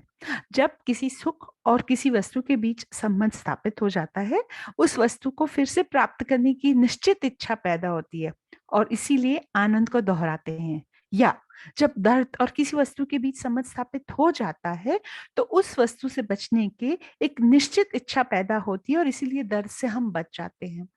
उत्तेजना पर मानसिक शरीर आसानी से वस्तु की छवि को दोहराता है, क्योंकि सामान्य नियम के कारण की ऊर्जा कम से कम प्रतिरोध की दिशा में ही प्रभावित होती है। मानसिक शरीर का पदार्थ सबसे आसानी से पहले से ही लिए गए रूप में आकार लेता है। एक बार शुरू होने वाले स्पंदनों को दोहराने की यह प्रवृत्ति जब ऊर्जा द्वारा कार्य किया जाता है, वो तमस के कारण होता है। उन्होंने बहुत सारे उदाहरण देके समझाया कि कैसे हम खुशी के लिए बार बार वो चीजें दोहराना चाहते हैं और दुख से कैसे बचने जाते हैं। दर्द और सुख की वस्तु अनुभव में जुड़ी हुई है और जब वस्तु की छवि बनाने वाले कंपनों का सेट बन जाता है, तो दर्द और खुशी पैदा करने वाले कंपनों का सेट भी साथ साथ शुरू हो जाता है और सुख या दर्द की अनुपस्थिति में ये फिर से शुरू हो जाता है। वह श्रुति में सरलतम रूप में रहता है, एक स्व आरंभिक कंपन की तरह, उसी प्रकृति को जो खुशी या दर्द की भावना का कारण बनती है और फिर उससे भावना का कारण बनती है। तो स्मृति में ये सब अंकित हुआ होता है। वायरलेस टेलीग्राफी की तरह बहुत सुंदर से समझाया कि वायरलेस टेलीग्राफी की तरह संदेश लिखने वाले कंपनों की भी एक श्रृंखला किसी भी उपयुक्त रिसीवर द्वारा पकड़ी जा सकती है। अर्थात कोई भी रिसीवर जो उन्हें पुनः उत्पन्न करने में सक्षम है, तो क्या किसी ज्ञाता के भीतर भी गुप्त कंपन शक्ति को इन ब्रह्मांडीय छवियों में इसके समान कंपन द्वारा सक्रिय किया जा सकता है। शायद यही आकाशीय तल पर आकाशिक अभिलेख बनाते हैं, जिन्हें अक्सर हम थियोसॉफिकल लिटरेचर में हमें इसके बारे में जानकारी मिलती है। अब उन्होंने उसके बाद जेके के विचार दर्शाए। जेके की मद्रास वार्ता 6 जनवरी 1981 में एक प्रश्न उठा, विचार के मूल स्रोत तक कोई कैसे पहुंचता है ताकि सोचने की प्रक्रिया को ही खामोश करने की संभावना हो। तो कहा, सोच क्या है, क्या नहीं सोचना चाहिए, क्या किसके बारे में नहीं सोचना चाहिए, ये नहीं कि किस विचार के बारे में क्या करना चाहिए या क्या नहीं करना चाहिए, लेकिन हम तो पूछ रहे हैं खुद सोच क्या है। आप एक तरह से वकील के रूप में सोचते हैं, एक तरह से वैज्ञानिक के रूप में, एक तरह से सॉफ्टवेयर इंजीनियर के रूप में, और वह नहीं, लेकिन हम पूछ रहे हैं कि ये खुद सोच क्या है। यदि कोई आपका नाम पूछता है तो आप तुरंत उत्तर देते हैं कि कोई झिझक नहीं है। झिझक का अर्थ है एक समय अंतराल। जब आप किसी चीज से परिचित होते हैं तो विचार की कोई गतिविधि नहीं होती, परंतु प्रतिक्रिया होती है। आप जिस घर में रहते हैं उस गली में आप जानते हैं, वह आप परिचित निरंतर दोहराव है, फिर पुनरावृत्ति से तुरंत प्रतिक्रिया शुरू होती है जो तुरंत ही आती है। फिर यदि कोई अधिक जटिल प्रश्न पूछता है, जैसे कि पृथ्वी और सूर्य के बीच की दूरी क्या है आदि, तो आप संकोच करते हैं और पूछने लगते हैं कि दूरी क्या है। इसलिए अंतराल के दौरान प्रश्न और उत्तर के बीच के समय के अंतराल के विचार की गति होती है। अब यदि कोई ऐसा प्रश्न पूछता है जिसका आपके पास कोई उत्तर नहीं है, तो आप कहते हैं मुझे नहीं पता। आप उस स्थिति में कब हैं वास्तव में नहीं जानते कि सोच के उस गुण को क्या हो गया है। उस क्षण में के विचार की गतिविधि समाप्त हो जाती है, जिसका अर्थ है कि मस्तिष्क अब खोज नहीं रहा है, खोज रहा है, पूछ रहा है, लेकिन बिल्कुल शांत है क्योंकि ये नहीं जानता। तो क्या आपका मस्तिष्क कभी किसी चीज के बारे में न जानने की स्थिति में ये, या आपका मस्तिष्क हमेशा ज्ञान से भरा रहता है जिसमें वह हमेशा व्यस्त रहता है इतने सारे शब्दों, छवियों आदि के कब्जे में? आप अधिक से अधिक ज्ञान प्राप्त कर रहे हैं और उस ज्ञान से विचार और वो क्रियाएं कर रहे हैं। हम अन्य लोगों के ज्ञान से इतने भरे हुए हैं, जैसे कि गुरुओं को सुनकर, किताबें पढ़कर हम जैसे सेकंड हैंड लोग बन गए हैं। एक मस्तिष्क जो इस तरह के मस्तिष्क को नहीं जानता, जो शांत है, क्योंकि यह पूरी तरह से खाली जब आवश्यक हो तो ये कब्जा कर लिया जाता है। लेकिन अन्यथा बिल्कुल न जानने की स्थिति में विचार का स्रोत स्मृति है। स्मृति ज्ञान है, ज्ञान अनुभव है, ये एक तथ्य है और इसीलिए विचार का स्रोत अनुभव है। चाहे आपका अनुभव ये अभी का हो या 1000 साल का अनुभव जो ज्ञान के रूप में मस्तिष्क में कहीं जमा हुआ है, ये एक भौतिक प्रक्रिया है। अब पदार्थ की तरफ जाते हैं, मैटर। जो कुछ भी विचार बनता है वो पदार्थ है। उस कहा है कि किसी ने कहा कि आपके देवता पदार्थ हैं। मुझे पता है ये आपको पसंद नहीं आएगा, मगर जिस विचार ने समय से परे, विचार से परे अपने मन को बनाया है, उसमें कुछ भी पवित्र नहीं है। जो जानता है कि पवित्र होना क्या है, उन्होंने बहुत सुंदर उदाहरण भी दिए। क्राइस्ट क्रिश्चियन नहीं थे, बौद्ध बुद्धिस्ट नहीं थे वगैरह। मगर आप अभी सोचा क्या है, आपके साथ मेरे रिश्ते में मैंने एक छवि दर्ज की है। मान लीजिए कि मैंने रिकॉर्ड किया है और वह रिकॉर्ड पर्यवेक्षी यानी ऑब्जर्वर बन जाता है। लेकिन अगर कोई ऑब्जर्वर नहीं है तो कोई रिकॉर्ड नहीं है। केवल देखना देखना, क्या रिकॉर्ड करना संभव नहीं है? शारीरिक रूप से रिकॉर्ड करना जरूरी है, लेकिन मनोवैज्ञानिक रूप से क्या जरूरी है? तुम मुझसे कुछ क्रूर कहते हो तो मैं क्यों रिकॉर्ड करूं? मैं आवश्यक है कि, लेकिन आंतरिक स्तर पर रिकॉर्डिंग बंद करना संभव है। यानी मैं और मैं नहीं, हम इस पर निर्भर हैं कि ये मैं हूं और ये मैं नहीं हूं। रिकॉर्डिंग अगर आवश्यक है तो कोई स्वयं नहीं हो सकता, जिसका अर्थ है कि स्वयं के बिना जीना। अब उन्होंने बात की बुद्धि की। बुद्धि क्या है? क्या ये ज्ञान से पैदा हुई है या कोई सोच से पैदा हुई है? उन्होंने बहुत सुंदर एग्जाम्पल दिए कि चंद्रमा पर जाने के लिए एक जबरदस्त ऊर्जा शामिल होती है, प्रत्येक भाग को परिपूर्ण होना पड़ता है और बहुत से लोग इसमें शामिल होते हैं। वो बुद्धि है कि सीमित बुद्धि है, उन्हें विचार द्वारा लाई गई बुद्धि है, इसलिए उसे बुद्धि क्रूर भी हो सकती है। उन्होंने बहुत एक जटिल उदाहरण भी दिया उसका कि क्या कोई भी एक बुद्धि है जो विचार से पैदा नहीं होती? तो अब सवाल उठता है कि ये सब चीज में प्यार कहाँ है? इस सब में प्यार का क्या स्थान है? क्या प्रेम इच्छा है? क्या प्रेम आनंद है? क्या प्रेम संवेदना है? वह बुद्धि जो इस विचार से उत्पन्न नहीं होती कि बुद्धि प्रेम के बिना नहीं रह सकती, वह बुद्धि प्रेम का सार है। जहां प्रेम और करुणा है, वहां वह बुद्धि है जो विचार की उपज नहीं है और वह प्रेम घृणा से विपरीत भी नहीं है। मगर प्रेम और करुणा मौजूद नहीं हो सकती यदि कोई लगाव है, यानी मैं अपने धर्म से जुड़ा हूं, मैं एक हिंदू हूं, मैं कैथोलिक हूं, मैं एक मुसलमान हूं वगैरह, मैं अपने भगवान से जुड़ा हूं और कहता हूं कि मुझे करुणा है, वो करुणा नहीं है। कितना प्रोफाउंड वाक्य से उन्होंने ये अंतिम वाक्य कहा। I am so thankful to Harnath भाई एंड साईराम पांडे जी। बहुत सारे शब्द आपके भी मुझे थोड़े से समझ आए। Thank you so much for such a thought provoking.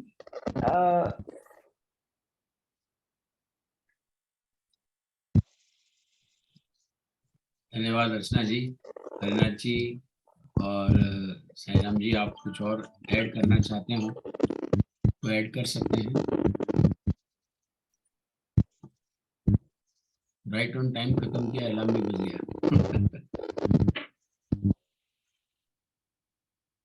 Sairam जी आपका वीडियो ऑफ है। हरिनाथ जी आप आवाज नहीं आ रही आपकी। और कोई ऐड करना चाहता हो? हर्षवर्धन जी, चंद्रकांत जी। सर ऑडियो डिस्टर्बेंस आ रहा है हरनाथ जी, मेरे ख्याल से आप वो निकाल दीजिए।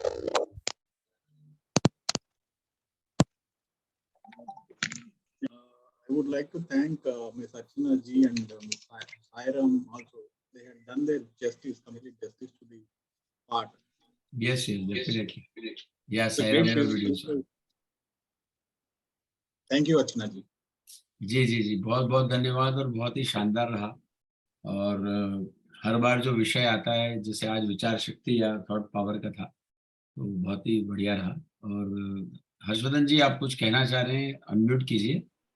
चंद्रकांत शिंदे जी, हाँ जी, मालती पांडुरंग जी आई है आज, वो कुछ कहना listen चाहते हैं। to Shinde ji first. जी, Shinde ji is there, I think. Shinde ji, yeah, but his Video is Okay. not on. Yeah, Video is आ there. गए. I would just put some views from my side. Harinath ji, just I congratulate you about this subject, that is about the thought process, thought power, and whatever that we understand. And my question is directly to you about thought provoking. Certain people are thought provoked, and this thought provoking process is the main problematic thing in the world. If you don't agree with someone, that creates a kind of disturbance. Now, going with the meditation, thought acts in a different way. Am I audible or not? Yes, you are audible, sir. Okay. My question directly, Harinath ji, do you listen? I'm asking, we have two kinds of process of the thoughts. First, we understand certain things by thinking, by going deeper into the meanings and acquiring the knowledge through thoughts, through training, through the help of the brain, everything that you delineated very nicely. The question arises here about the provocation, about the disturbing thoughts. When you humiliate someone, the person who gets humiliated has different flow of thoughts. And by that time, he cannot reconcile with that process. So problems are created. So what do you think about this? Whether we should provoke certain people by our thoughts? Because thoughts are also connected with the language, with the speech, with the deliberation, with the kind of understanding, verbal understanding. So if I humiliate someone and if I say sorry, it becomes very normal. And if my verbal becomes very arrogant, the thoughts continued very adversely in the person who is opposite to me. So I think this kind of thing is also going on. For Dr. Annie Besant's book, Thought Power, its process, and it's, I think the third title is very clear, control, process and control. So we must think, and therefore we have to understand in a different way. One philosopher say, I am because I think.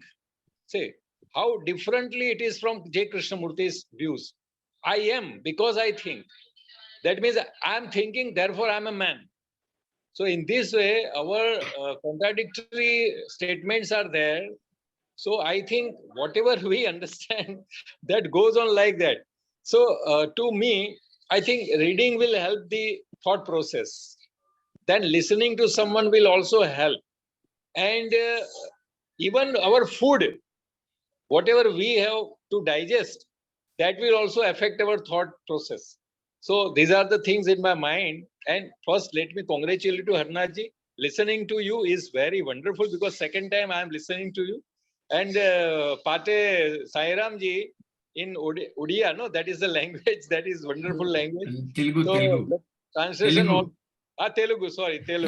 Translation Telugu.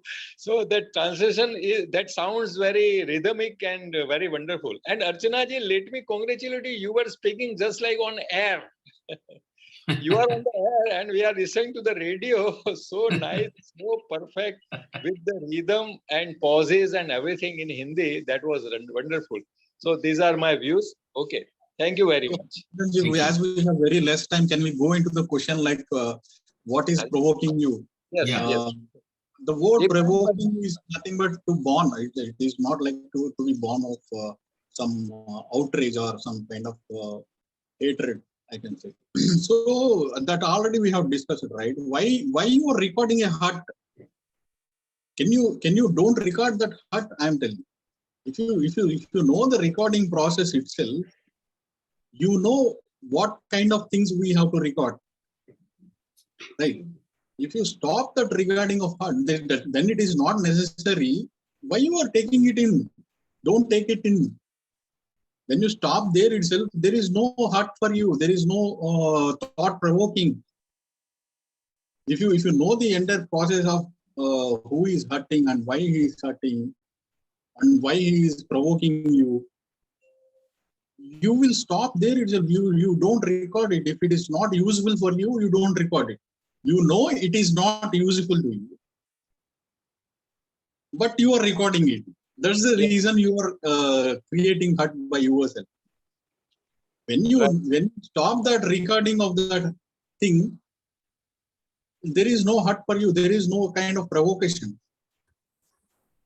So that is a simple thing. We have to know what we have to record, and what I said earlier also, when we have given thought its right place, the right place is nothing but where to record and where not to record.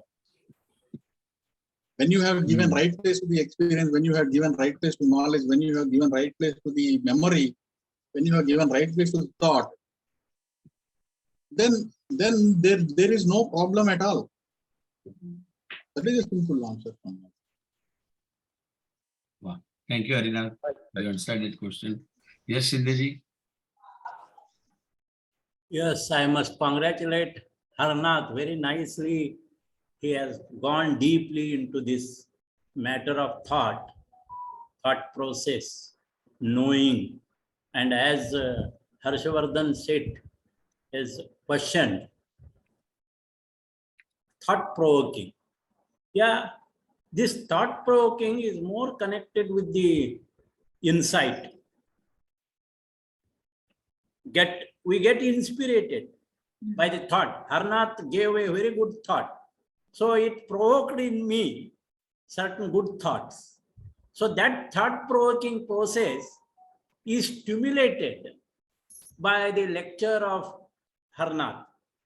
So this is what I understand, because it is the will that provides impetus towards our thinking, and wisdom that awakens empathy with the speaker, and that thought-provoking process stimulates our brain.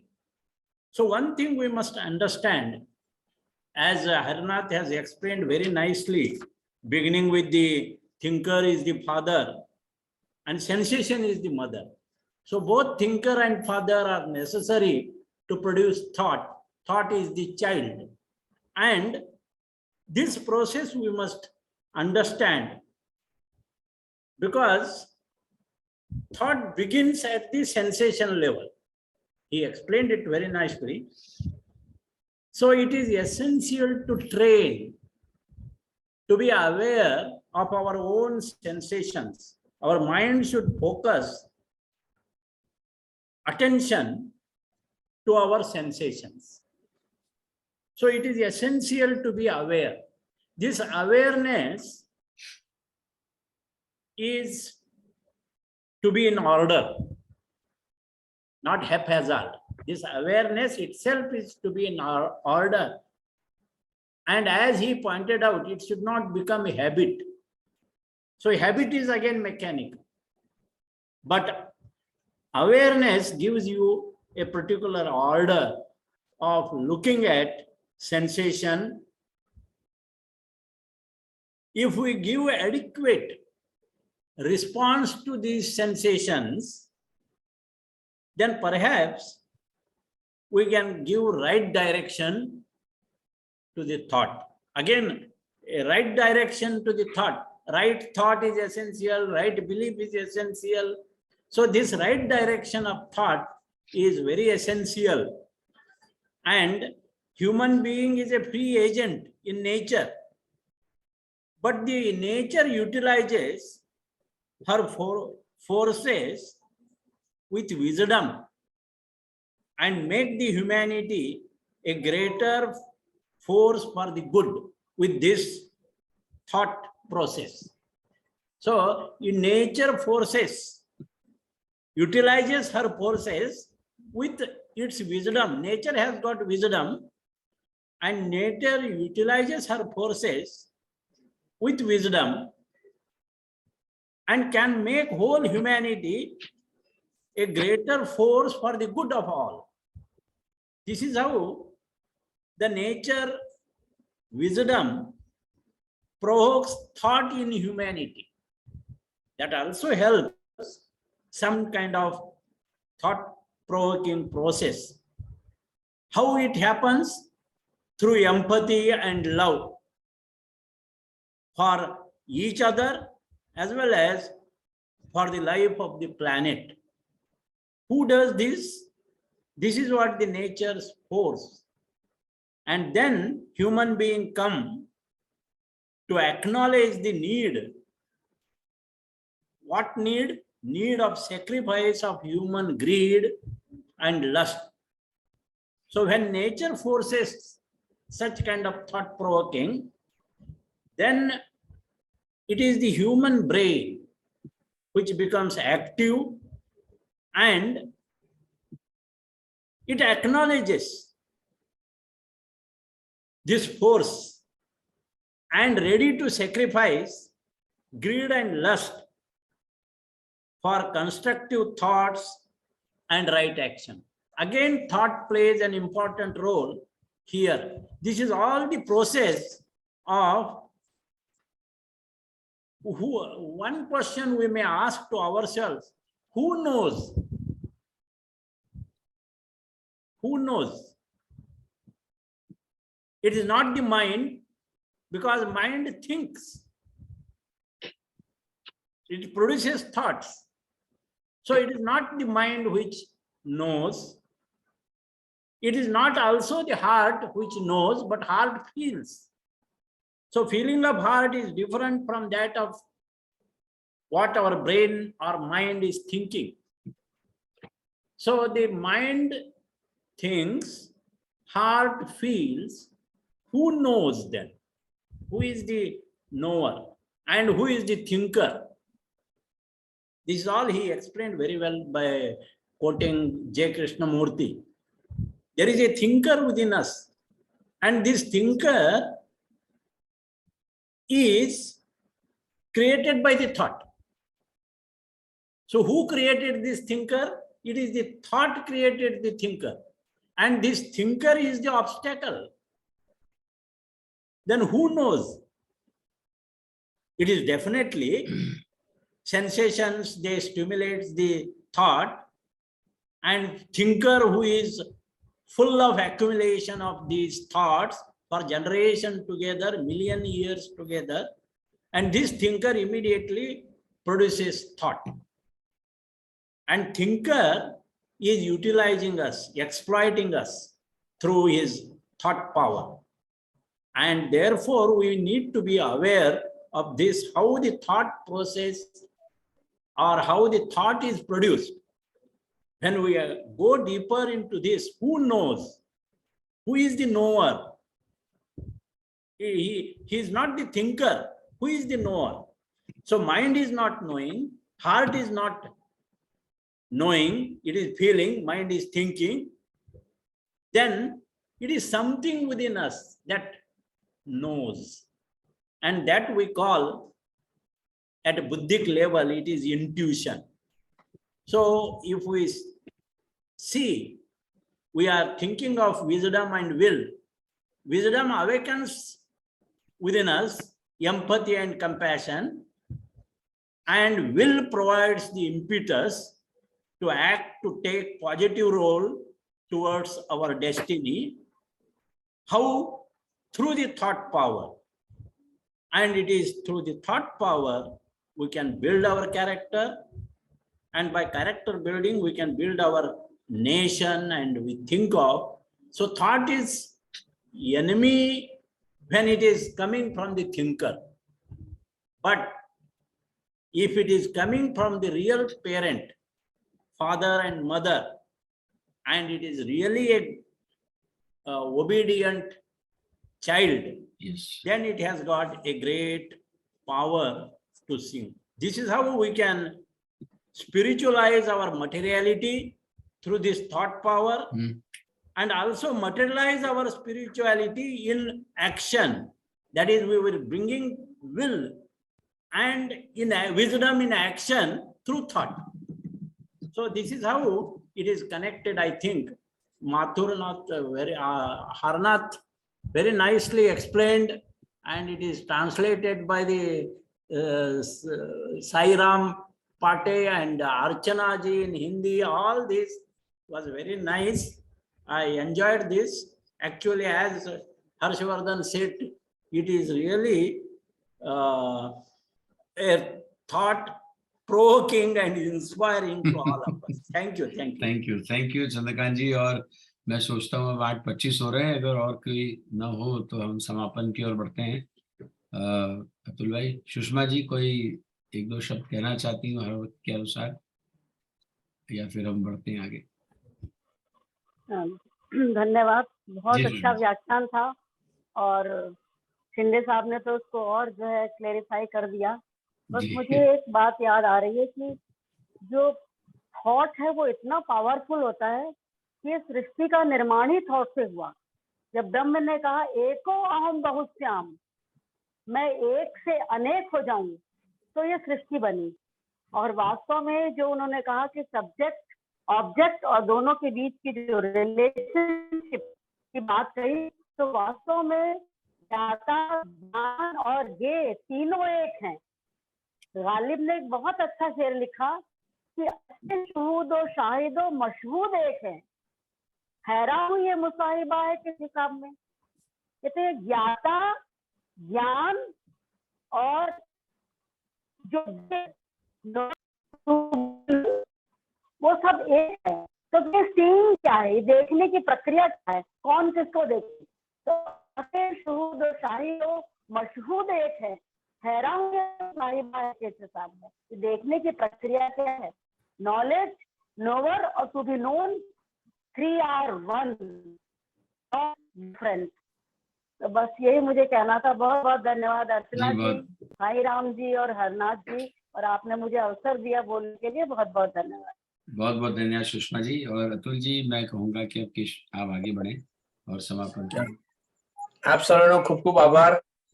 સભાનું સમાપન કરીએ તે પહેલા કેશવબેન આપણને શિવમનું ગાન કરાવશે અને ત્યારબાદ આપણે સભાનું સમાપન કરીશું। કેશવબેન નું સ્વાગત છે।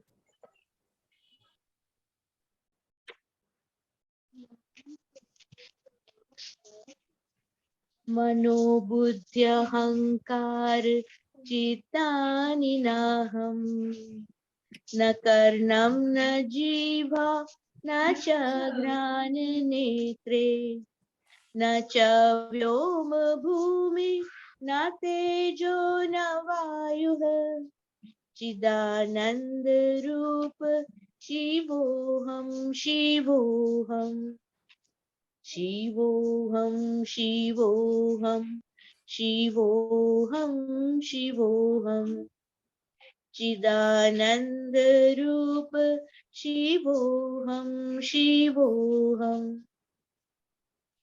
न च प्राण संज्ञो न वै पंचवायु, न वा सप्त धातु न वा पंचकोशः, न वाक्पानि पादौ न चौपस्थ पायुः, चिदानंद रूप शिवोऽहं शिवोऽहं, शिवोऽहं शिवोऽहं शिवोऽहं शिवोऽहं, चिदानंद रूप शिवोऽहं शिवोऽहं, न मे द्वेष रागौ न मे लोभ मोहौ, मदो नैव मे नैव मत्सर्य भावः, न धर्मो न चार्थो न कामो न मोक्षः, चिदानंद रूप शिवोऽहं शिवोऽहं, शिवोऽहं शिवोऽहं शिवोऽहं शिवोऽहं, चिदानंद रूप शिवोऽहं शिवोऽहं, न पुण्यं न पापं न सौख्यं न दुःखं, न मन्त्रो न तीर्थं न वेदा न यज्ञ अहं भोजनं नैव भोज्यं न भोक्तः चिदानंद रूप शिवोहम शिवोहम शिवोहम शिवोहम शिवोहम शिवोहम चिदानंद रूप शिवोहम शिवोहम न मृत्युर्न शंका न मे जाति भेदः पिता नैव मे नैव माता न जन्मः न बन्धुर्न मित्रं गुरुर्नैव शिष्यः चिदानन्दरूप शिवोहम शिवोहम. Correction.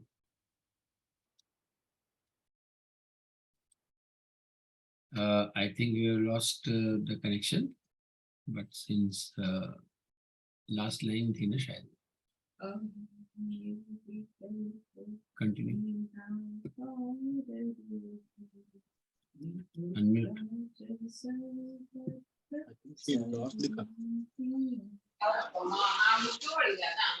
I think connection is not there. Yeah. So we'll wind up Just sum up. with your permission. So thank you, Because Karalji. only the last slide. Thank you, Harinath ji. Thank you, Sairam. And thank you, Archana ji. Thank you, everyone. Chandrakant ji. Thank you, everyone. Thank you. Very nice. See you. Nice program. Yes, sir. See you on the next Tuesday. Yeah. Bye.